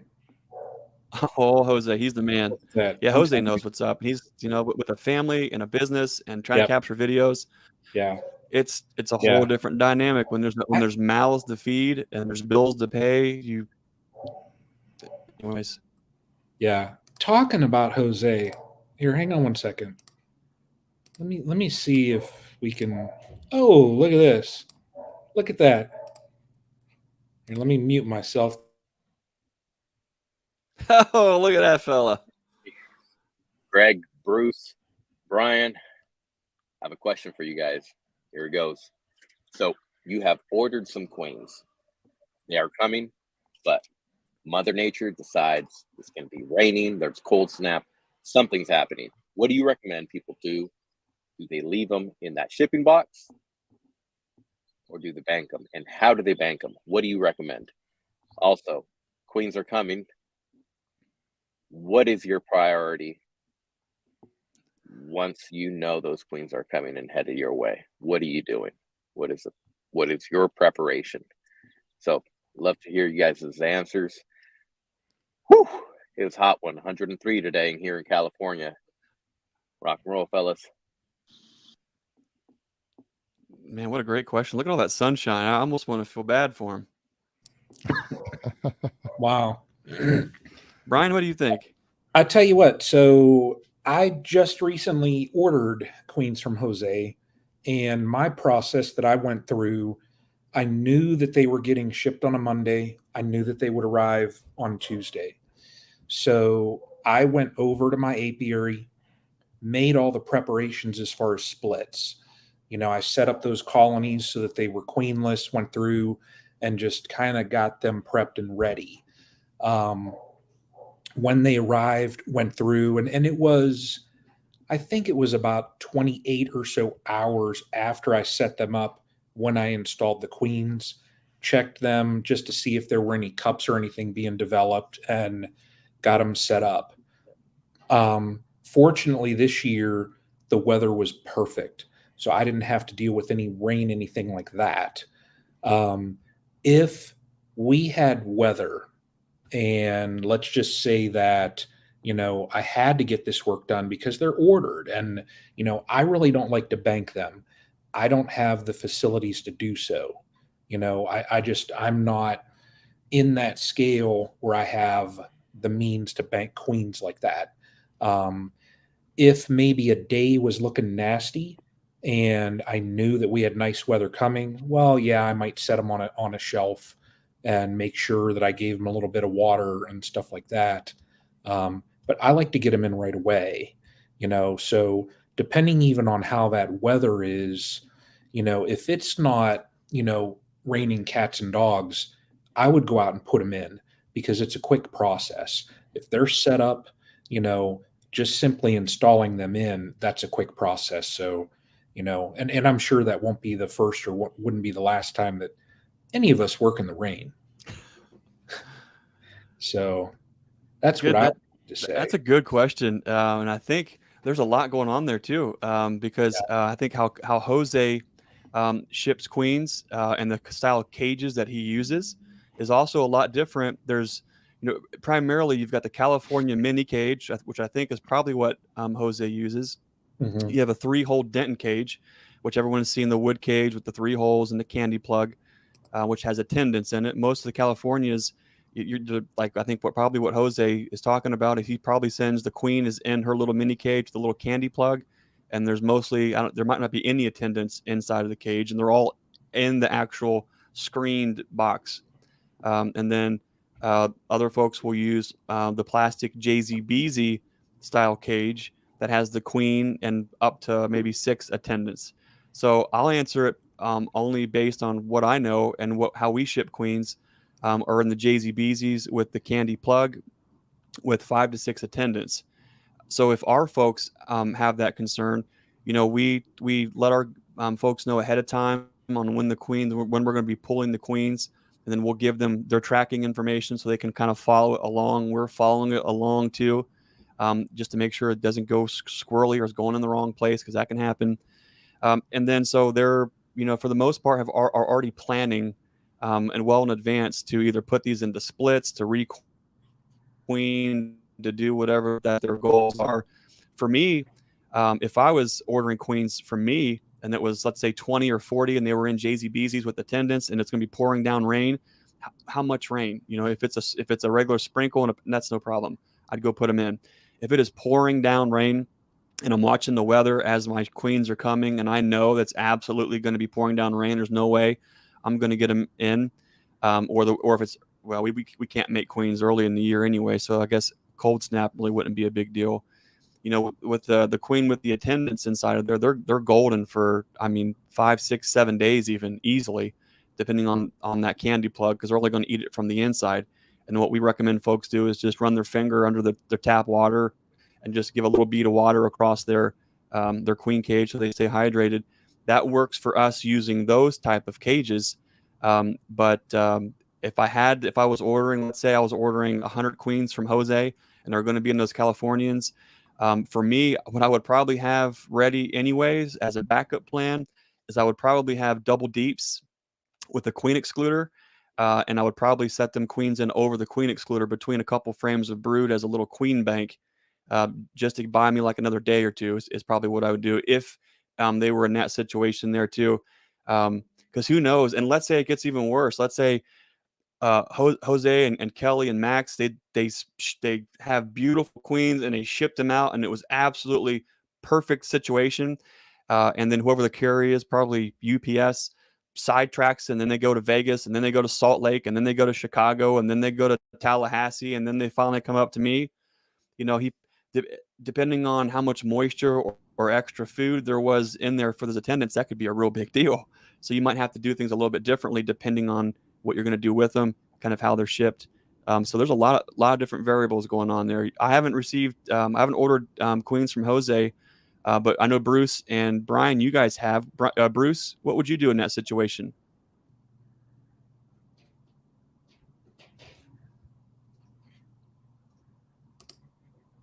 Need to unmute myself. I have experienced really just about every situation you described right there. One of the issues I have is, since I work Tuesday to Friday, typically, a lot of queen breeders ship their queens on Monday. Mm-hmm. And so the queens will come overnight on Tuesday.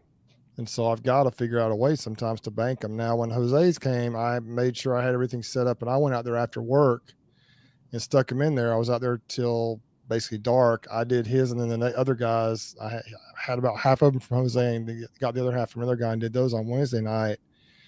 And but in preparation, make your splits, basically determine which hives you need the queens in first. You got to know where they're going.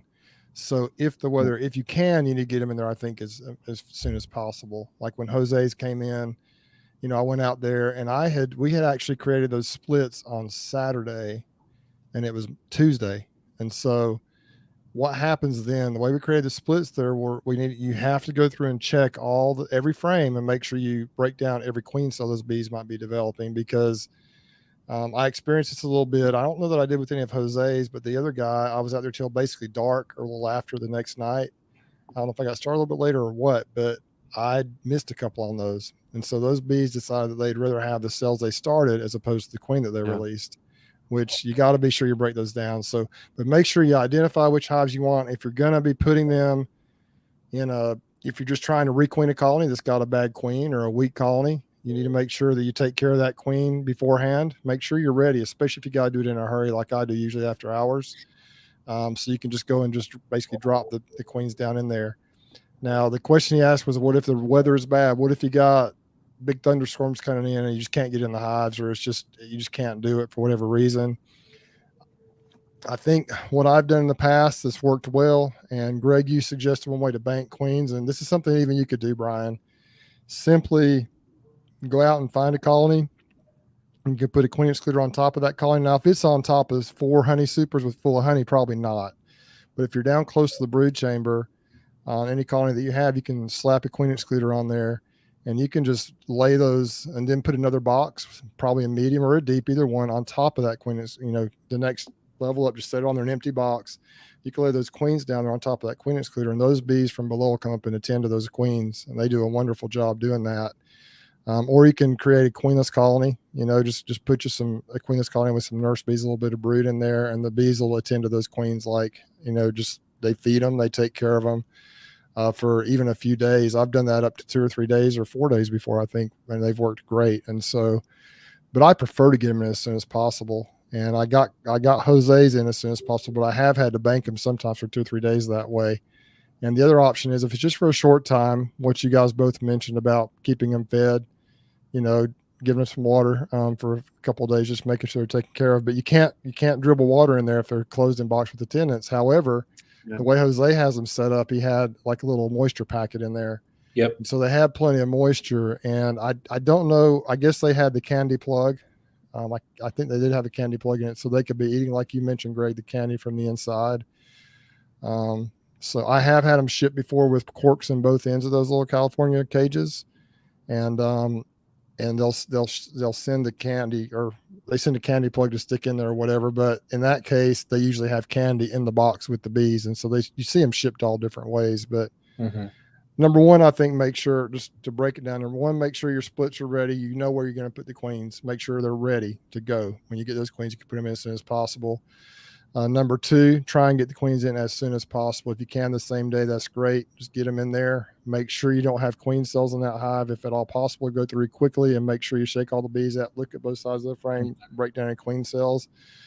Number three, if you have to, be sure to bank them, you know, in a way that they can be taken care of, that they'll remain healthy. And I think those are three keys to that. I also, Greg, when you guys introduce the queens, one thing I like to do is obviously make sure the cage is exposed, can be up or down. And I like to make sure, especially if there are attendants in the cage with the queen, make sure that the candy is up a little bit. It doesn't have to be straight up, at least just even at an angle. So if there's any of those attendants that die, they'll fall to the bottom. They won't block that exit.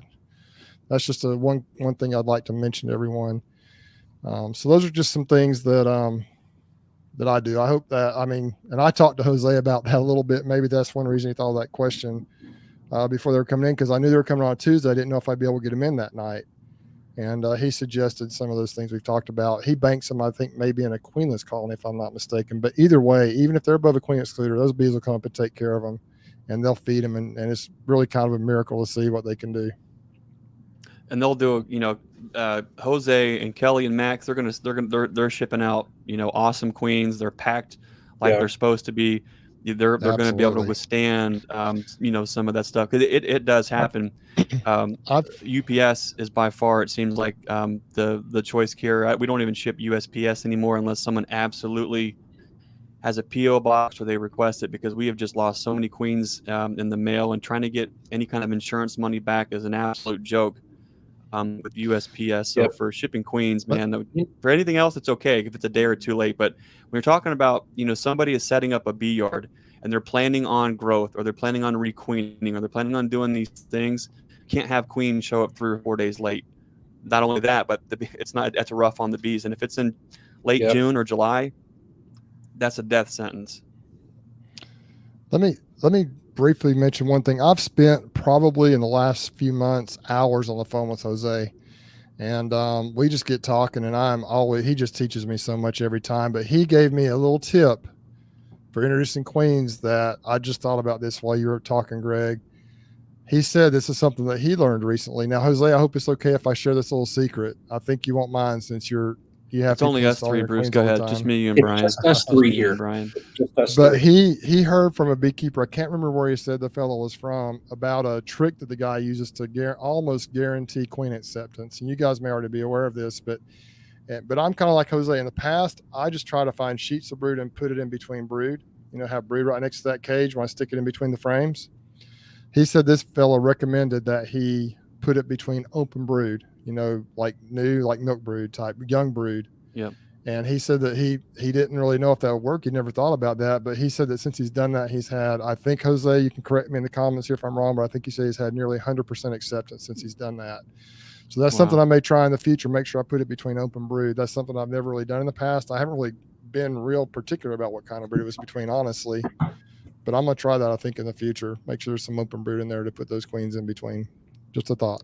Great questions tonight. Thanks, Jose. Yeah. That was awesome. Awesome. Brian, what's the next one? We have heard. Sorry, we got the Pharmacy Seeds Network has been all over the chat. It's about time we listen. And he always is. He always has great input, great one-liners. Yeah. Absolutely. Yeah. Yep. Let me go ahead and mute, that way I'm not creating an echo.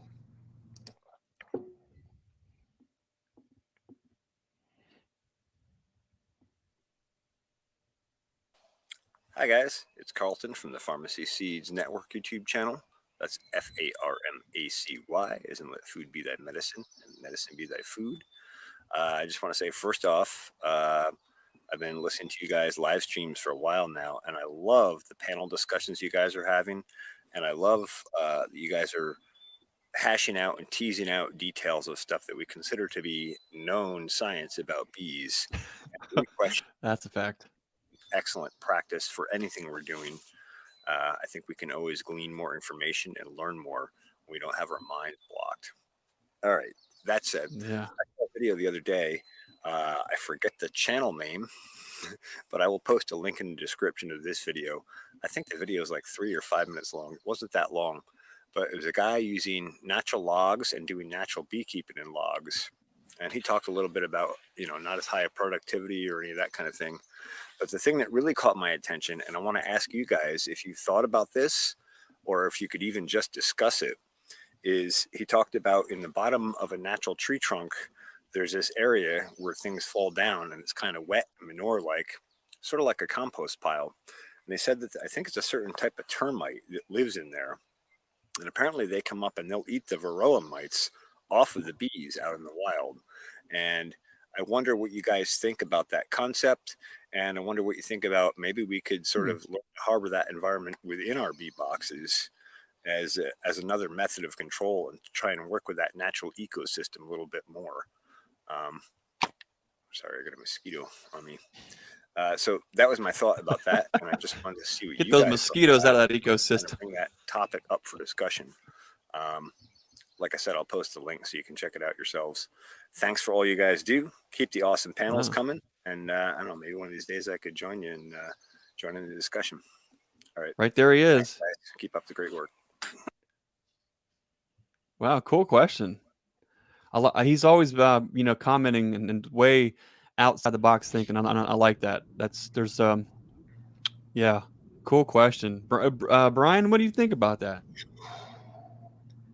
I have no background in any of that.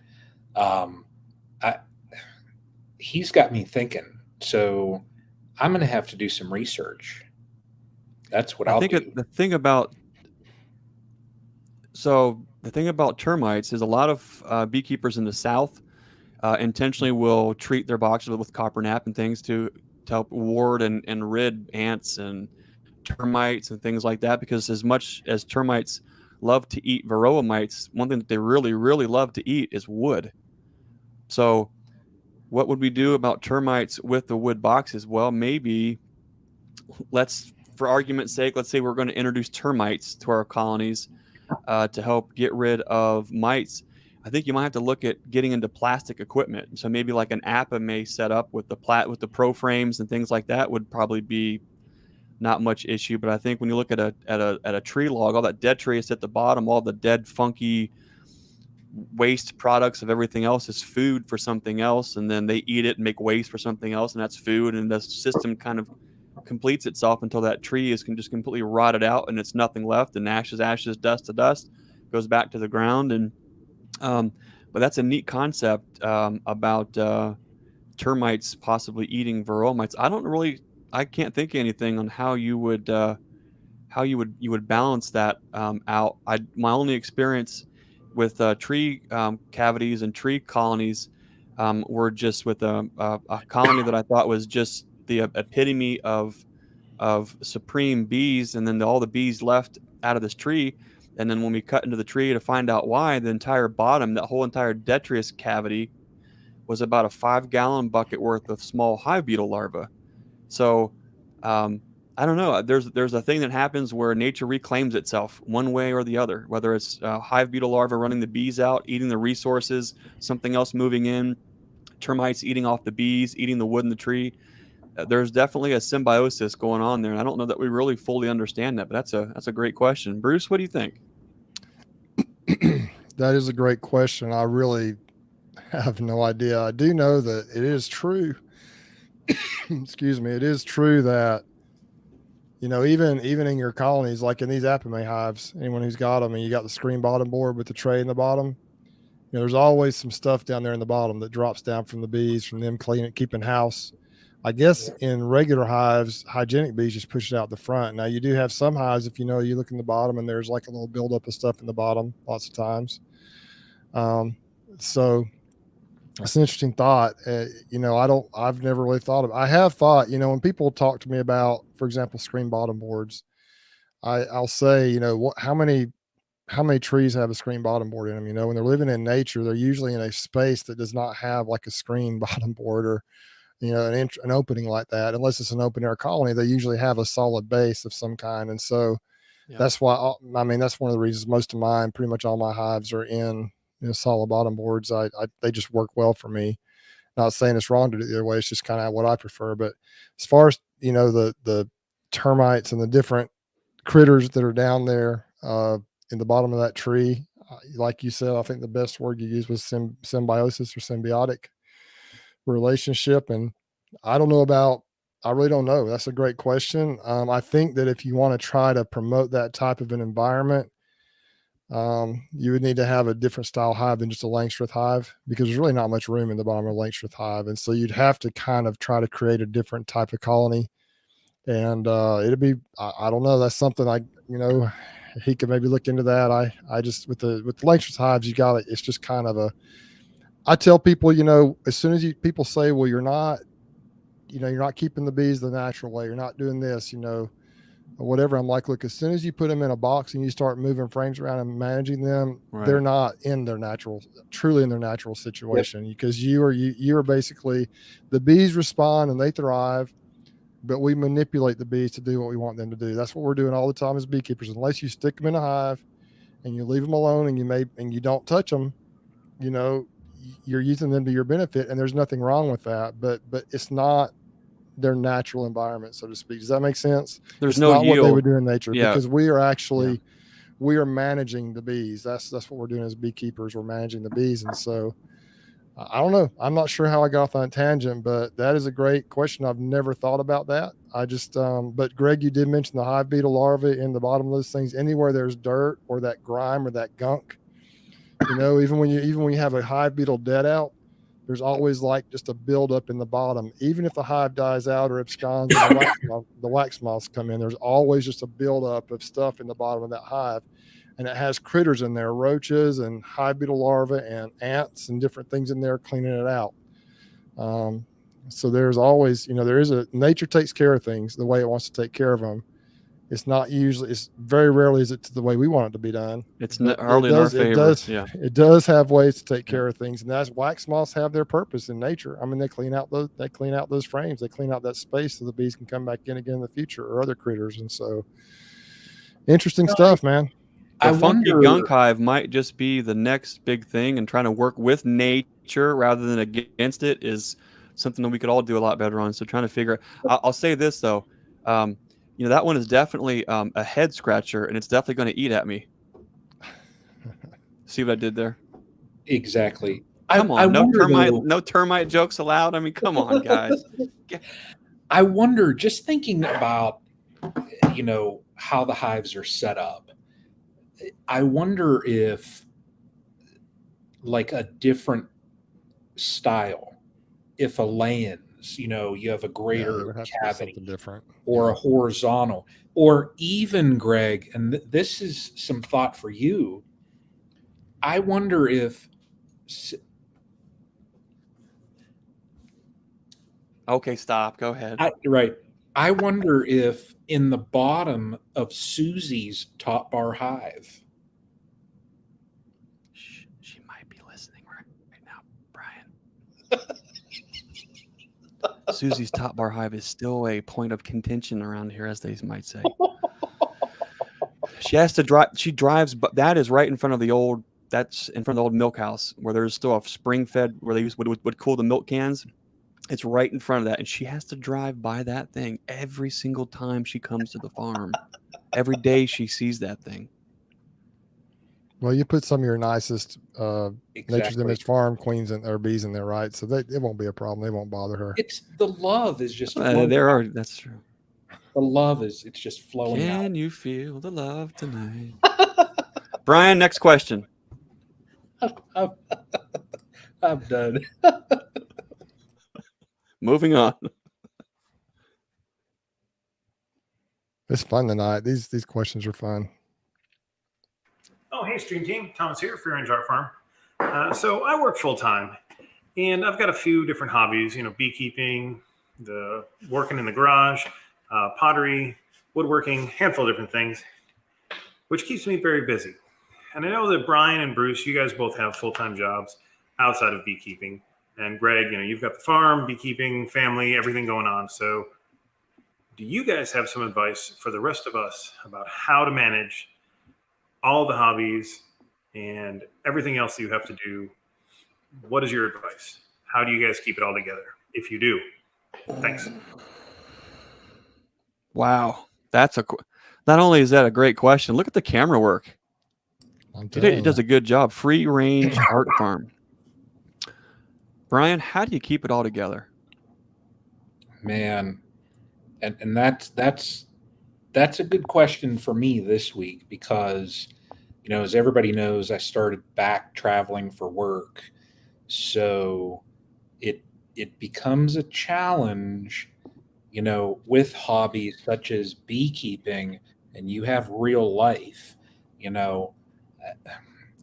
What I've had to do is really set boundaries and try and stay within, like I said before, when I do this traveling, I set a certain allotted time. Here's like 2 hours on a Saturday. That is my beekeeping time. So I've had to set pretty strict boundaries in order to manage the various hobbies that I have.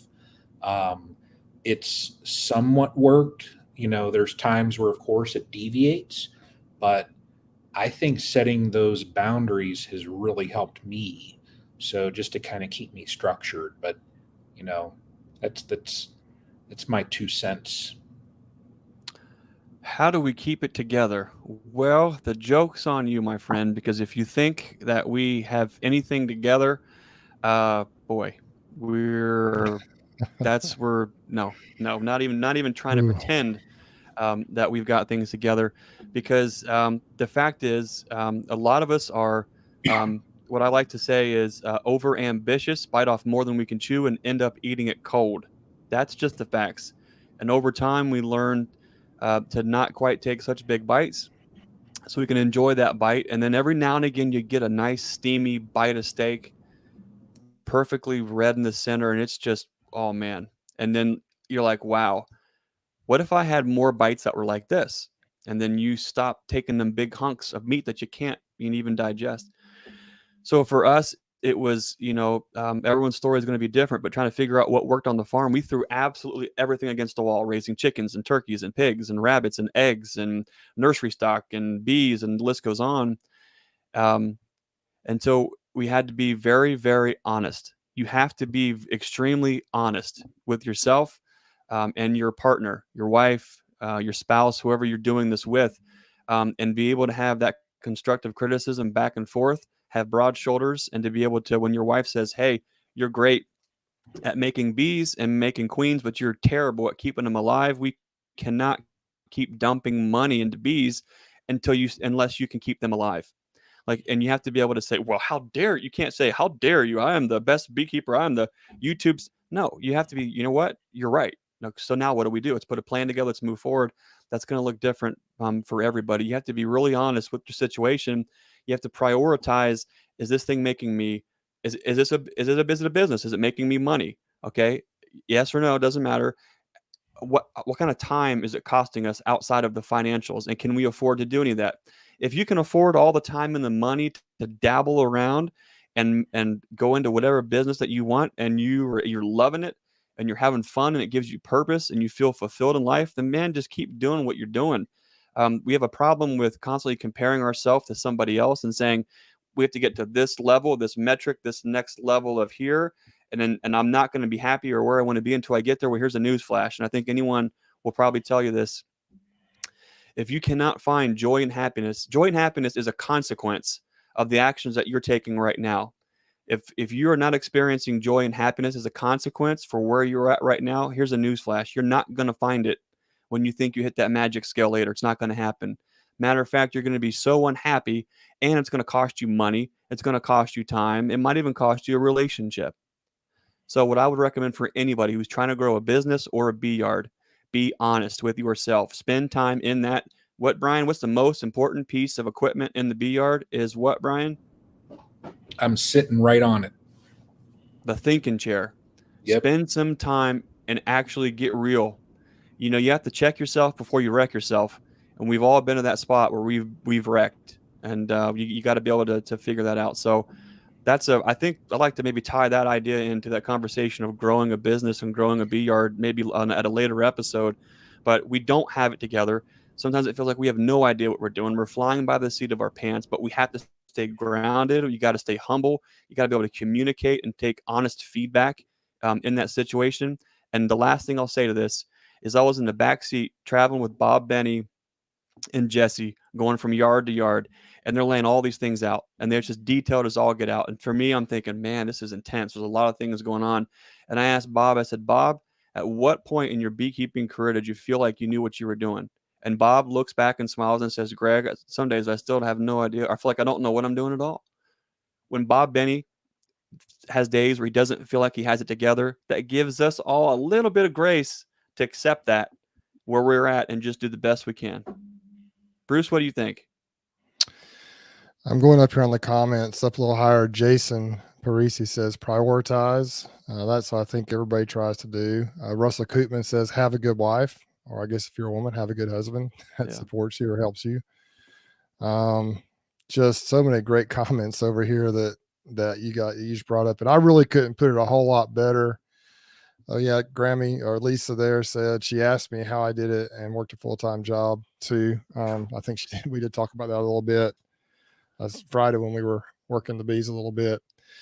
But you know, this is what happens to me all the time. I tell my wife, she's like, well, you think you need a lunch today? I'll be like, no, I should be done by about noon. Then about 4 p.m. I'm still out there, and I'm like, well, I probably should have taken a lunch. So I've just learned just to take a lunch if I'm going. You know, I'm going to probably be out there. I just haven't figured that out, Greg. I still feel like I don't know what I'm doing. I think I've seemed a little chaotic, or I've got the squirrel have the squirrel syndrome where I'm always all over the place. You know, that squirrel in Ice Age is just, that's how I feel lots of times. just all over the place, man. And so because I haven't got it figured out exactly what I want to do yet. The fact that you said that about Bob made me feel really good, because he does seem to have it all together. But I do think it's just and I am often like some weekends. I had a couple of weekends, especially this time of the year, and Davis, my quote unquote commercial / larger sideline beekeeper mentor, the guy that's helping me with the pollination stuff, he just kind of, and his truth, sometimes if you're trying to grow, if you're trying to get bigger and really turn it into something more than just a hobby, so there's going to be some weekends and there's going to be some nights you're out there at 10 o'clock at night. There's going to be some weekends where you're working, you know, Saturday all day, and, you know, you're working 20 hours. You know, sometimes that has to happen. Like when I've got to get those splits made or the bees are all going to start swarming, you've just got to get it done. But most of the time you can kind of plan it out. You can kind of have a strategy of how you want to do things. And so, hey, I just think, Thomas, that's a great question. I think that's what probably anyone on here is trying to grow is grappling with that, not just with bees, but with life in general. Yeah. You do have to, first of all, get in that thinking chair and figure out where things are going, be willing to admit if something's not right, and then change course a little bit. Mm-hmm. You also have to, you have to prioritize. Like I think it was Jason said, you have to put what matters most first. Family. That's it. If you believe in, God, your faith needs to come up there very high in that equation. Family, faith, and then, probably your whatever you make money at. Greg, the bees is your living, but for people who have a job, the job does need to come first. And then, bees is on down the line of ways. But it's just a matter of everybody's situation is different. You just got to plug along and figure it out. We talked earlier about how you can grow, but if you can't maintain it, you'll be right back where you need to be. I mean, you can only do so much, and the bees will teach you what you can do, honestly. Prioritize. It's about compromise and also sacrificing. I had no idea what day of the week it was today. I'm out there just Yeah. working the bees. Everything's great. The whole entire family is down at the pond. Mama's cooking out. I can smell the grill from the bee yard. And I'm getting ready to go down and just enjoy some time. Like, if like, wow, man, it's a beautiful night just to go spend with the family. And I see the text from Brian. I'm thinking, oh crap, I totally blew that one. I totally lost. I had no idea what day I was, where I was, so Yeah, that's awesome. I That's sacrificed the awesome. whole night. That's when it turns into a business. You're going to miss soccer games. You're going to miss birthdays. You're going to miss holidays. Are you good with that? Because if you're not, Then just you need to rethink it. Back off. rethink it. Yeah. Pharmacy Seeds said here, I'd way rather work all weekend for myself than a job.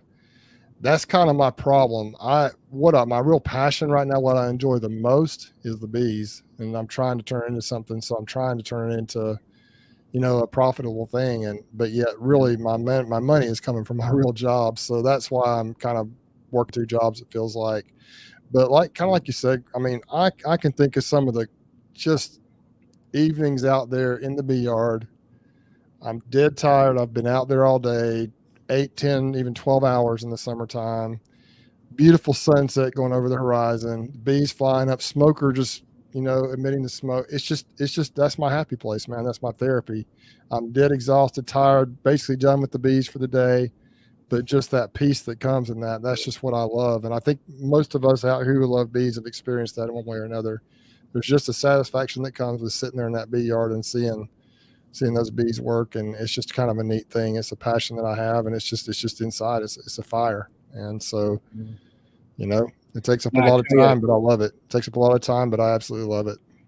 When I get home at about, I don't know, 1:30 in the morning tomorrow night, probably one of the things that I will do Friday, weather pending, because I hear it might be some rain, but it's go and sit in that chair.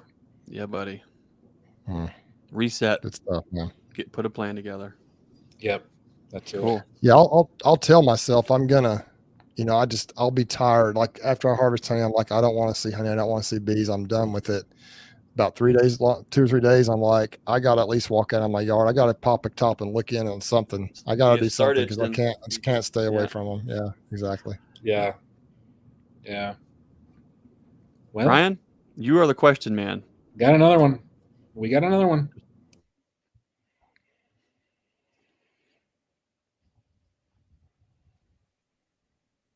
Hey guys, this is Mark with Sourwood Branch Bee Farm. Got a question for the stream team. I am doing videos and just learning how to do things with the computer and whatnot. I don't have a PC. I was wondering if you could share any information about editing and how to put different clips together. I record on my phone, and I had a fire at my bee yard. I want to post it, but it's in different clips, and I don't know how to put all that together. Any help on that would be appreciated, and really like to share some stuff, but not really good at editing. Everything I do is live, and I post it where it comes out, and that's it. So if you guys can share something about that, I really appreciate it. Thanks a bunch. Cool question. Man, that's an awesome question, because there's probably people all up and down this comment section right now that are in that situation right now. Brian, what do you think? The first thing that I would ask is what type of phone. I'm not familiar with iPhones. I do know on my Android, when I film anything on my Android, there's a video editor right within the Android. So if you go to your gallery, you start playing the video, and you hit edit, there's a feature in there that is create movie. And you can then stitch. You basically just select what clips you want, and it will stitch them all together. There's transitions then where it'll, basically do the dissolve to the next or whatever you want. But I know right on the Android, without even downloading an app, so this is just bare bones what's right on my phone, I can create a movie. I I don't know as far as apps on a phone. I know there's got to be video editing, apps out there. But if you're one that isn't real tech savvy and just want to keep it simple and easy, if you have an Android, you can stitch them right together on there. And as far as like getting crazy with editing, you can keep it simple and basic. You don't have to really jump, jump gung ho and get into editing, and the person I think of right off the bat is, you look at Ian. What does Ian do? He uses a phone. So, you don't have to get crazy with a lot of equipment. You don't have to get crazy with a lot of editing software. You can use just this right here.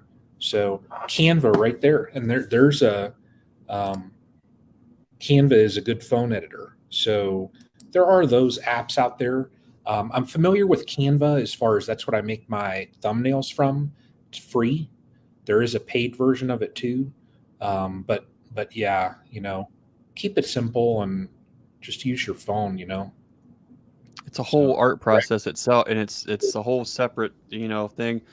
Mark, I would say if you happen to be using an iPhone, I in the past years ago, there was an app, iMovie, you could use on iPhone, where you could go in there and be a little bit more creative with the cuts and have more options as far as transitions and adding effects and sometimes maybe even audio.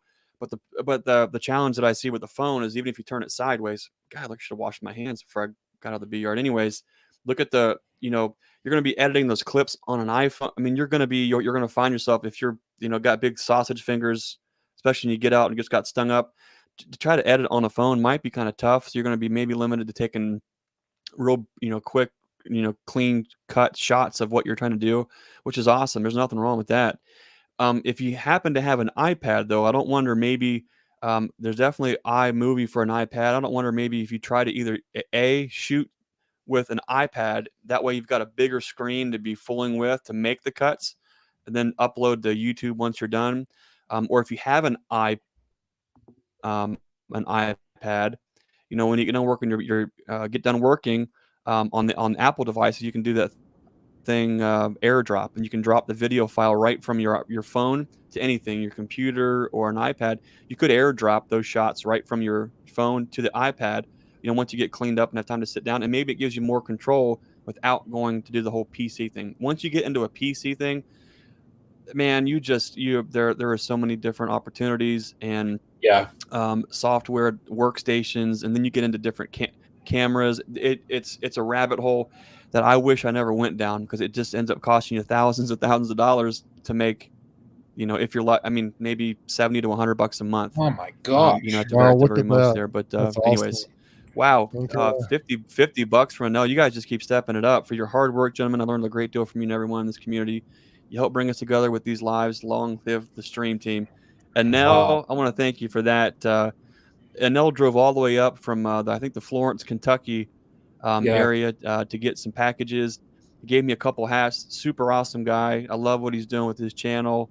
So I really do appreciate that. I can't thank you enough. That's a big deal, Anel. Thank you, sir. Thank you. Yeah. Bruce, what do you think about phone editing? So what was his name? He said Mark. What's his channel? What was his channel? Sour Branch. Sour Branch. I think I've heard We'll that. put links in the bottom. Sour Branch. So my story is that I was exactly where you are not very long ago. When I started doing YouTube, I had an Android phone.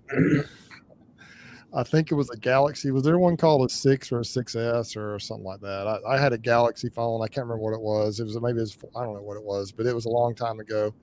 And so I would just film stuff. I filmed it in vertical format, which you should always film it in landscape format, pretty much. If you're doing a full length YouTube video, if you want to do the shorts, they need to be in a vertical format. But I didn't know that. I had no idea what I was doing. And then my daughters had messed around a little bit with YouTube stuff, and I actually had no idea at all. Had no clue. And so I would download that stuff onto a PC and just use whatever the PC I think it was movie maker on the PC, and just I had no idea at all. And so I got out of YouTube for a little while, came back, I think in 2018, and I decided I was going to figure out how to do it. I knew that there was the iMovie. I had an iPhone then. There was iMovie on the iPhone. And I just decided I was going to figure out, number one, how to get monetized, how to actually step it up. And number two, how to edit videos on iMovie. And so let me tell you what I did, Mark. I just started watching YouTube videos, how to edit videos on my Android, how to edit videos on my iPhone. Nice. And there are videos all over the place that will how to get monetized on YouTube, how to upload a video to YouTube from my iPhone. So if you have any questions, that's what I would do. And if you go back, I was doing all my editing on my iPhone until just over a year ago. Shooting all the video on my iPhone and doing pretty much all my editing on my iPhone on iMovie until a little over a year ago. And I had some videos that did quite well with me editing. My most popular video ever is the abandoned bees video from back last spring, and I did that entire thing on my iPhone. And so it can be done. You can do it on Android, you can do it on iPhone. You just got to point your camera and shoot. But there are apps on your phone, and Android has its editing software. iPhone has iMovie, if you want. And there are other things, like I use Filmora to do my stuff now on my computer, and it has a phone app, I think, as well, that I've never used, but I think it probably works pretty well. I do think that the phone apps are probably maybe a little bit limited as far as all the fancy stuff you can do, but you could create a nice video. But just go on YouTube and say how to do this, how to do that, and you'll figure out. And just keep it simple to start. Just do some basic clips, some basic cuts, put a couple of short videos together and play with it. And even if you just do the video for yourself to watch it and just play with it a little bit, and you'll make some mistakes. You'll probably mess it up a little bit at first, but you'll get better and better at. You'll start adding a few musics in, like Brian talked about the transitions. You'll start adding a few transitions in here or there, and you'll develop that skill. I wanted to highlight way back a few minutes ago, Dry Cut Homestead said, "I've been doing my best, just trying to improve a little bit each video." In a nutshell, that's exactly what you have to do. Just you got to point your camera and shoot, point that phone and shoot. There are channels that have done extremely well with doing everything on the phone, and then just try to get a little better each time. And you can do it. I know you can. What's that saying, Bruce? Just hit play. You just have to hit record. There it is. It's the saying. You just got to hit record. That's the Think Media says that, and that's a channel. It's a great. There are also some channels like Think Media, and channels like that really can help you learn the YouTube game a little bit. And there are several of those. That's one of my favorite ones. I like vidIQ.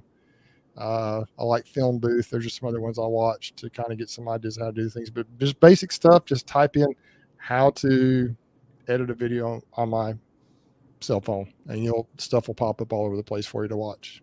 Cool question. That's Brian, an awesome question. We got a few more questions, I think, to get to. We got one more. And cool.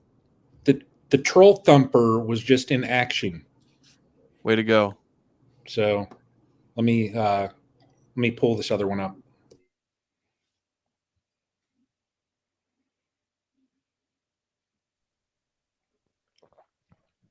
Hey, good evening, Stream Team. This is John. I got a question. I've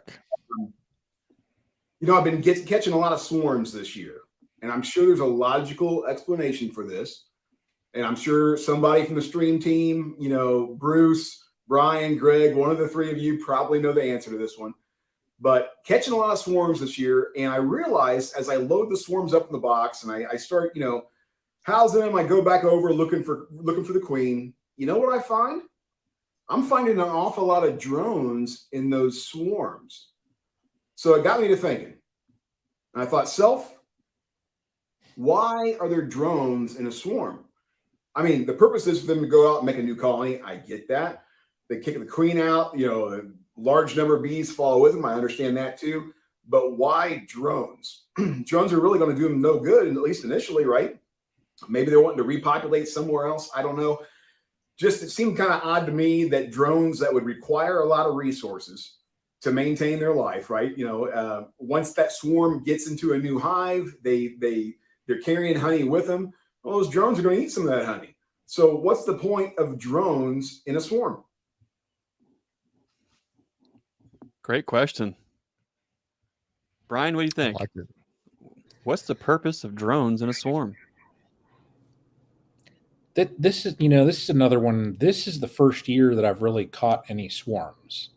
I've noticed drones in them. Man, I'm gonna.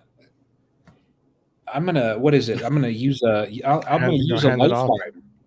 Did I hand it off? I'm gonna use a lifeline. So here we go. Hang on, Greg. I'm gonna hand it over. Gonna phone a friend. Here we go. Okay. Oh. All right. I'm gonna hand that right over to Greg. There you go. You got it, Greg? Wow. With the power of technology. Oh, I just dropped it. Okay. Here it is. Okay, got it. Okay. So, all right. Here's what I think. Now, I'm going to keep this answer short because I could wax on philosophically on this for a long time. But I do not. Now, Grammy, I've got a hunch that drones maybe aren't as freeloading as we think. Now, I know we all know what their purpose is and what they do. But if you take drones and you sugar dust them, and then you just sit back and watch and go through 20 or 30 colonies, you'll find those sugar dusted drones are going into other colonies. Are they going in there to get a snack? They like something in that fridge a little bit better. Maybe not. Maybe there's a lot more to drones than we want to give them credit for, maybe kind of understand. Is it possible? Now, this is put on your tin foil. Is it possible that drones are kind of like gatherers of intelligence, or they're communication liaisons between colonies in an area? Is that possible? Do they communicate? Here's the reason why I maybe think that. Anyone who's ever made nukes or queens, or has ever watched a colony go from fine to swarm, what's the first thing that they do before they put on queen cells? They make drones. And you'll see a lot of drone cells being formed in all the places that they possibly can. And then the first thing you usually see in the spring is those little false cells, little squatty light bulbs, nothing in them, whatever, who knows why. Then you'll see when they're really ready to swarm, then you'll see the drone cells everywhere, capped, bursting. And then you'll see the real queen cells.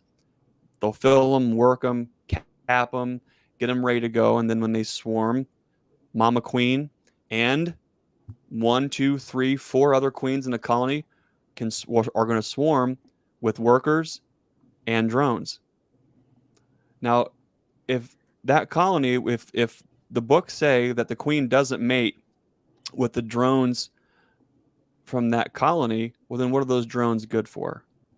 Well, they're to mate with other colonies in the area. When you look at a colony, you see one individual bee, and then extrapolate to a frame. You have a whole frame of bees. Come back a little further, it's a whole colony of bees. Look back even further, now you're talking about a whole bee yard of bees. Go back even further, you have several yards of bees in an area, and go out and out and out. You talk about a complete superorganism. When they're making these drones, they're not making drones for their queen. They're making drones for the neighboring queens to all give them a better success for survival. It's a survival mechanism. So if we're seeing drones in swarms, I think it's a way for them to better the chances of the community at large to have something to mate with, because when they are bettering the community at large, they're helping others, they're helping themselves too, because then now there's going to be another colony that can make drones for their next round of queens and daughters and such. So I think there is so much we can learn from just sitting down and watching and learning from the bees, including selflessness, community, and kind of working with others for a common goal. Bruce, what do you think?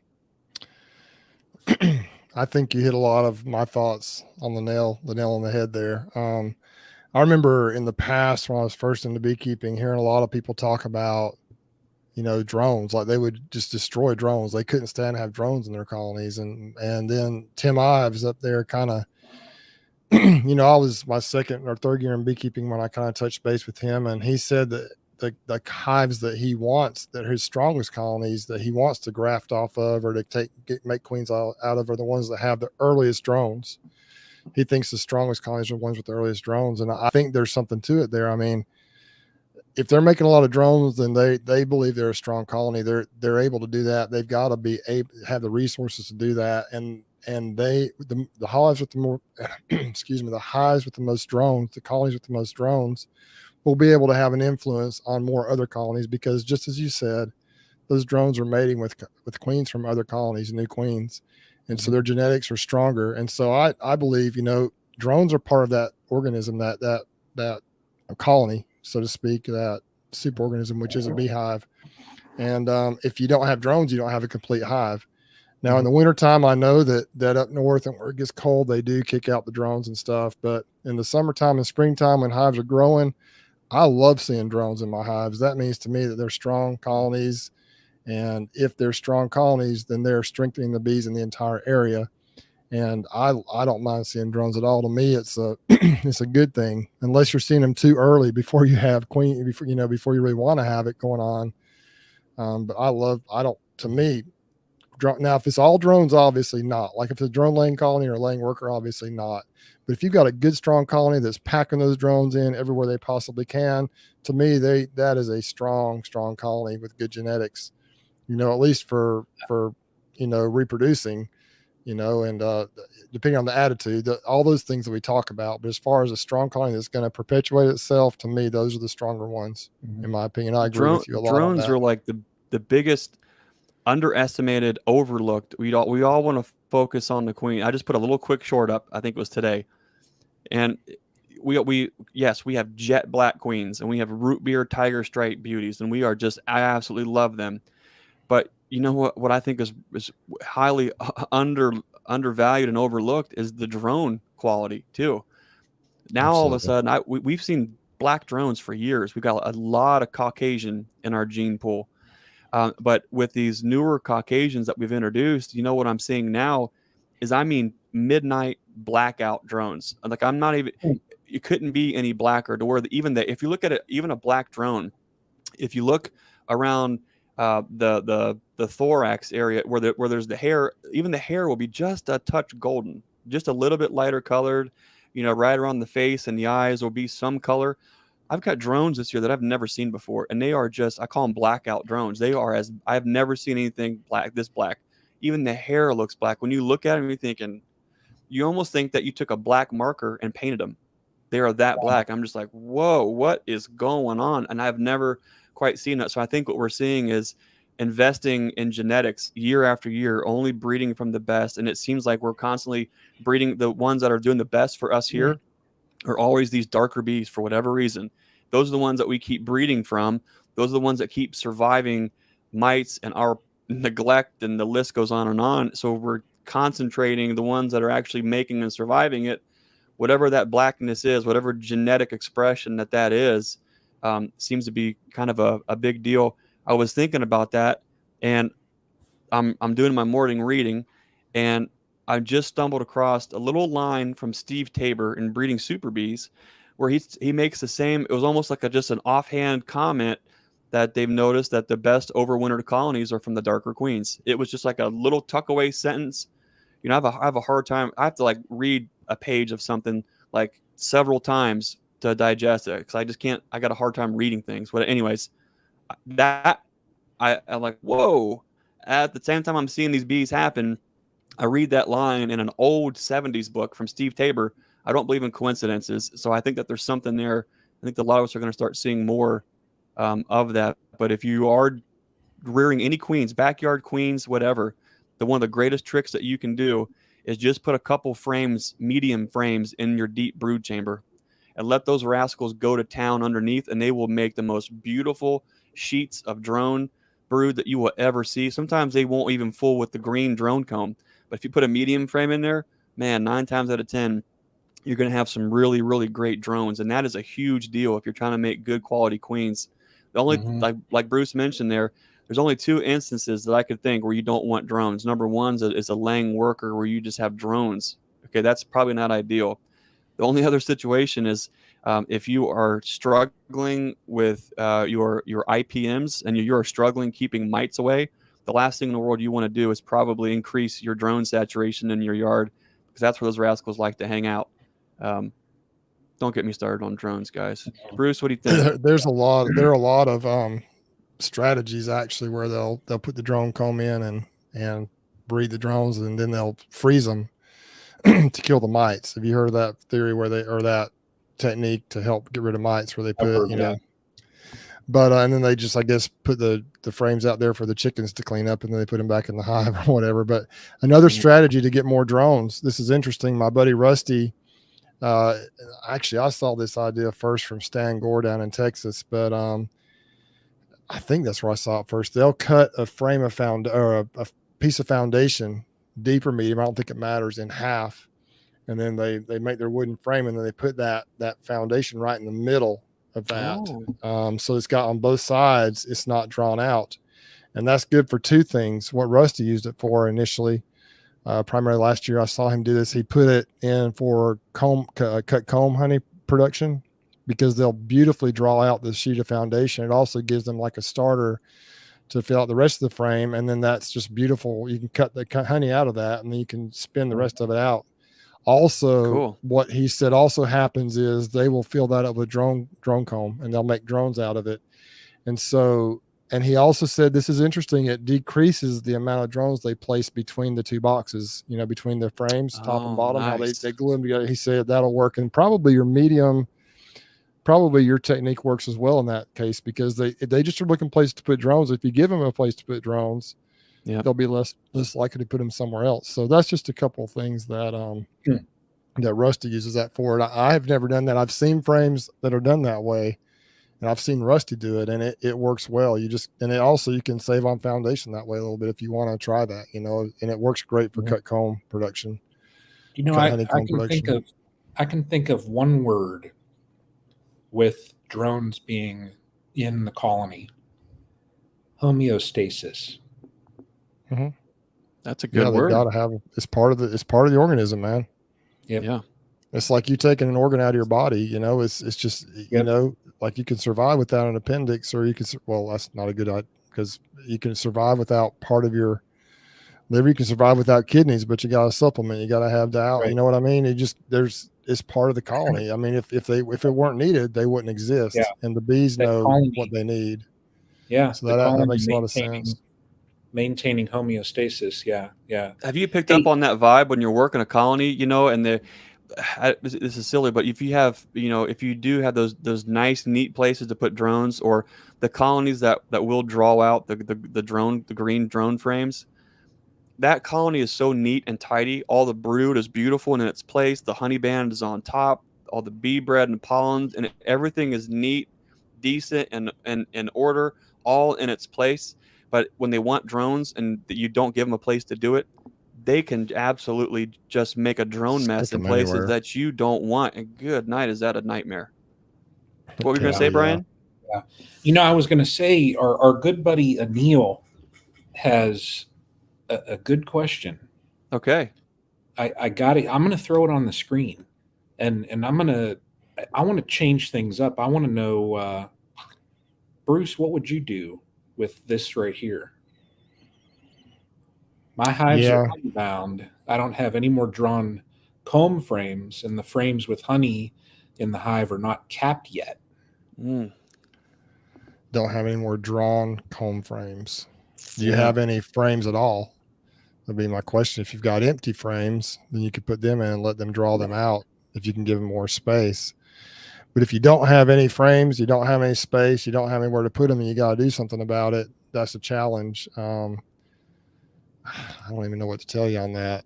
You do have empty frames, then I just try to expand my space a little bit. Now, this is what I do, and people, I think even maybe seeing you guys do this a little bit differently. I do some checkerboarding. I don't have a problem with that.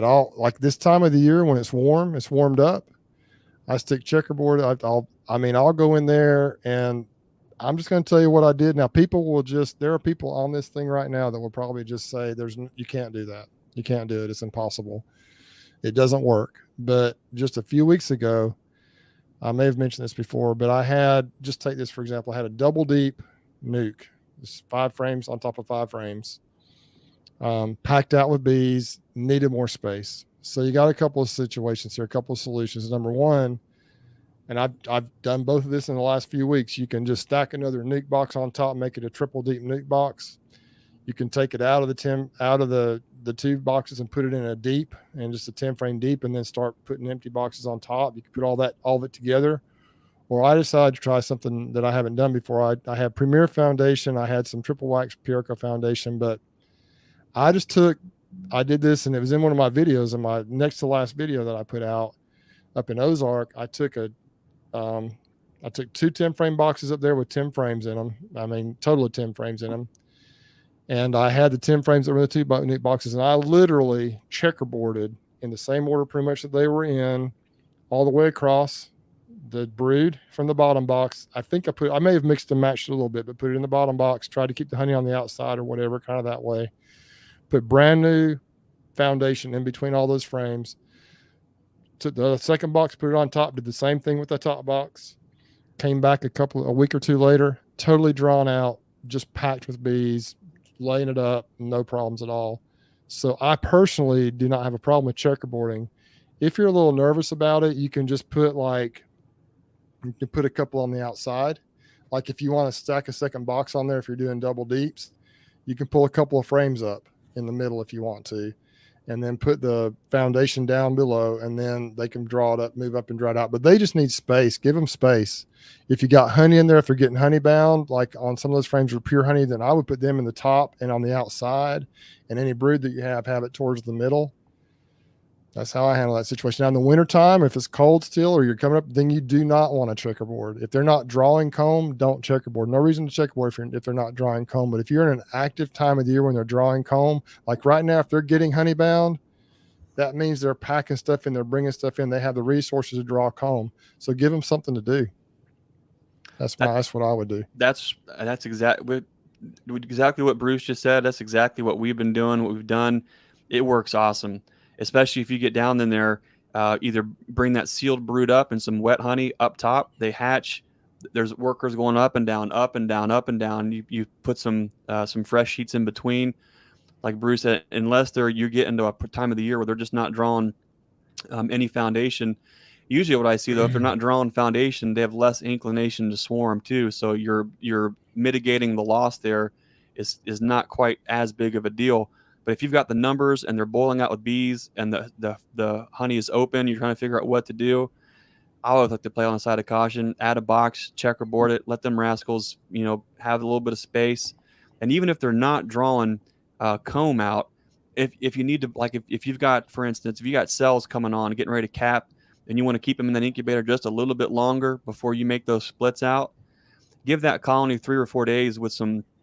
Go in there, make sure you don't have any cells. Put those fresh sheets down in between into that brood chamber, just to slow things down a little bit too. Sometimes it's okay to, I think, pull the bees back to buy you a little bit of time to make those good splits, or to move those boxes, do those things that you need to do without worrying about what that they're going, them swarming, doing this, doing that. So it's like we spend a lot of time worrying about trying to speed them up, get them to do all the work, and then sometimes we forget about there's ways that we can actually slow and hold them back just a little bit, so that we're meeting a little bit more production there. But just splits is a good idea if you've got the equipment to do it in, for sure. I mean, just because you could take if it's in a 10 frame box, you could split them into two 10 frame boxes, or a 10 frame box and a nuke, and then add the space with the empty frames.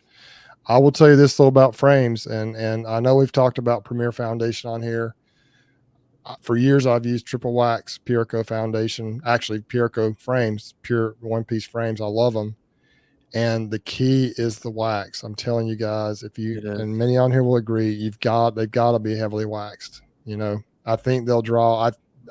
That's the key to me. So make sure you don't just put a frame in there that's pure plastic, or just, in my opinion, even the standard wax is not enough. I don't know about Premier. I've just used their extra heavy. It's very good, but I've never used just a regular wax. But as far as extra heavy and triple wax, to me, are the way to go. That's just my opinion. Every now and again, you'll have a product in the bee yard, and you just go to use it, and you're excited to keep using it because you're just like, wow, this is making a big difference. And I'm with you, Bruce. That Premier it's been nice for us too. Oh, yeah. It's been 2.5 hours. We always say we're going to go in 90 minutes or an hour and a half. We just Well, don't have the wherewithal like the Bob and Lee show to just go for 12 hours a night. I wish we did. We're just not cut from the same cloth. We just can't be that exceptional. What I did, Greg, is I took a job that would take me out west so that I'm 2 hours ahead of you. So I can talk. Wait a minute. That means 2 hours you've behind. been You're 2 hours streaming for behind. 30 minutes. 2 hours behind you. Yeah, I'm 2 hours behind you. See, I don't know. You don't know what day it is. I don't know what time it is. I don't think your bee It math is. works either because It you're is probably right going to get now. home and have 28 hives. It's right. It's only 8:30 where I'm at right now. So I can Look at talk. Bob on there. Bob's going live after this. Look. Yep. He was Bob, live. He was live Bob, today. Then he did a video. Then he's going to go live. I mean, man, Bob? Seriously, man, how do you Bob, I do it? will be there. It's a good thing he's not getting 8:30. paid. He has to buy the internets when he uses them. He must have super good speeds and all that kind of stuff. I'm telling you what, the way that Bob is able to do his bees is because he just goes live all the time with his bees. He's showing us what he's doing live. So I'm like, man, how do you ever find time to work your bees? It's because he's got the camera out there going live. Do you know God right bless him. here? Just hit the nail on the head. Do you want to know how Bob can go live right now? He's probably going to walk out in his yard and be showing us his bees bearding up. Bob had a nap. Oh, he probably took all that Benadryl from getting stung up earlier. Probably a little nappy nap. Speaking of naps, right. It's about that time for us lowly stream teamers. Yeah. I want to thank everybody. This was fun. I really enjoy this. It's a whole really good new one. dynamic, and I can see us doing a lot more kind of this thing.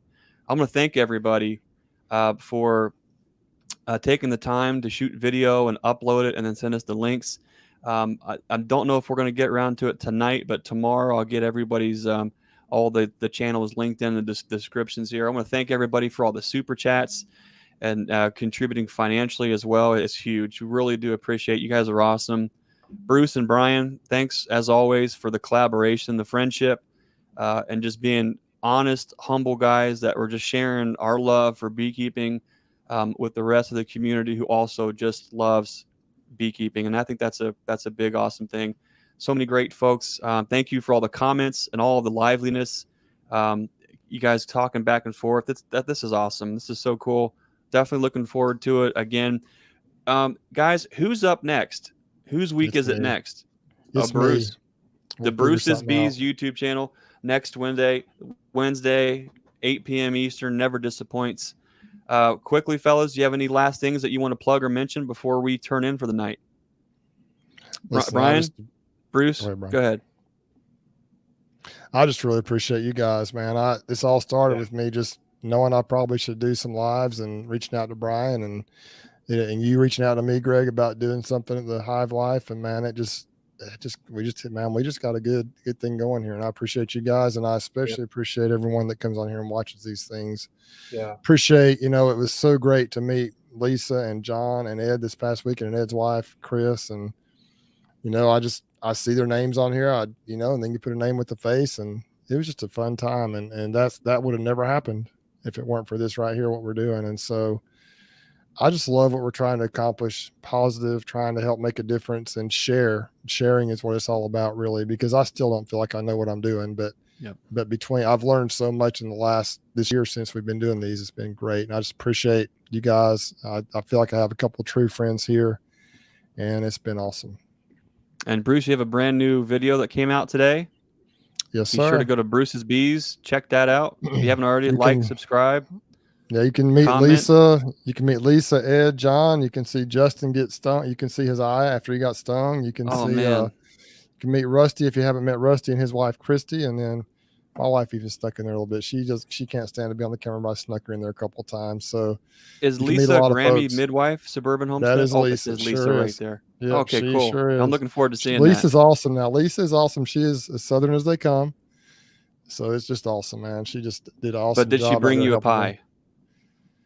She didn't, but she did bring her hands and her hive tool. Oh, there you go. She was able to help out with the bees. So that was good.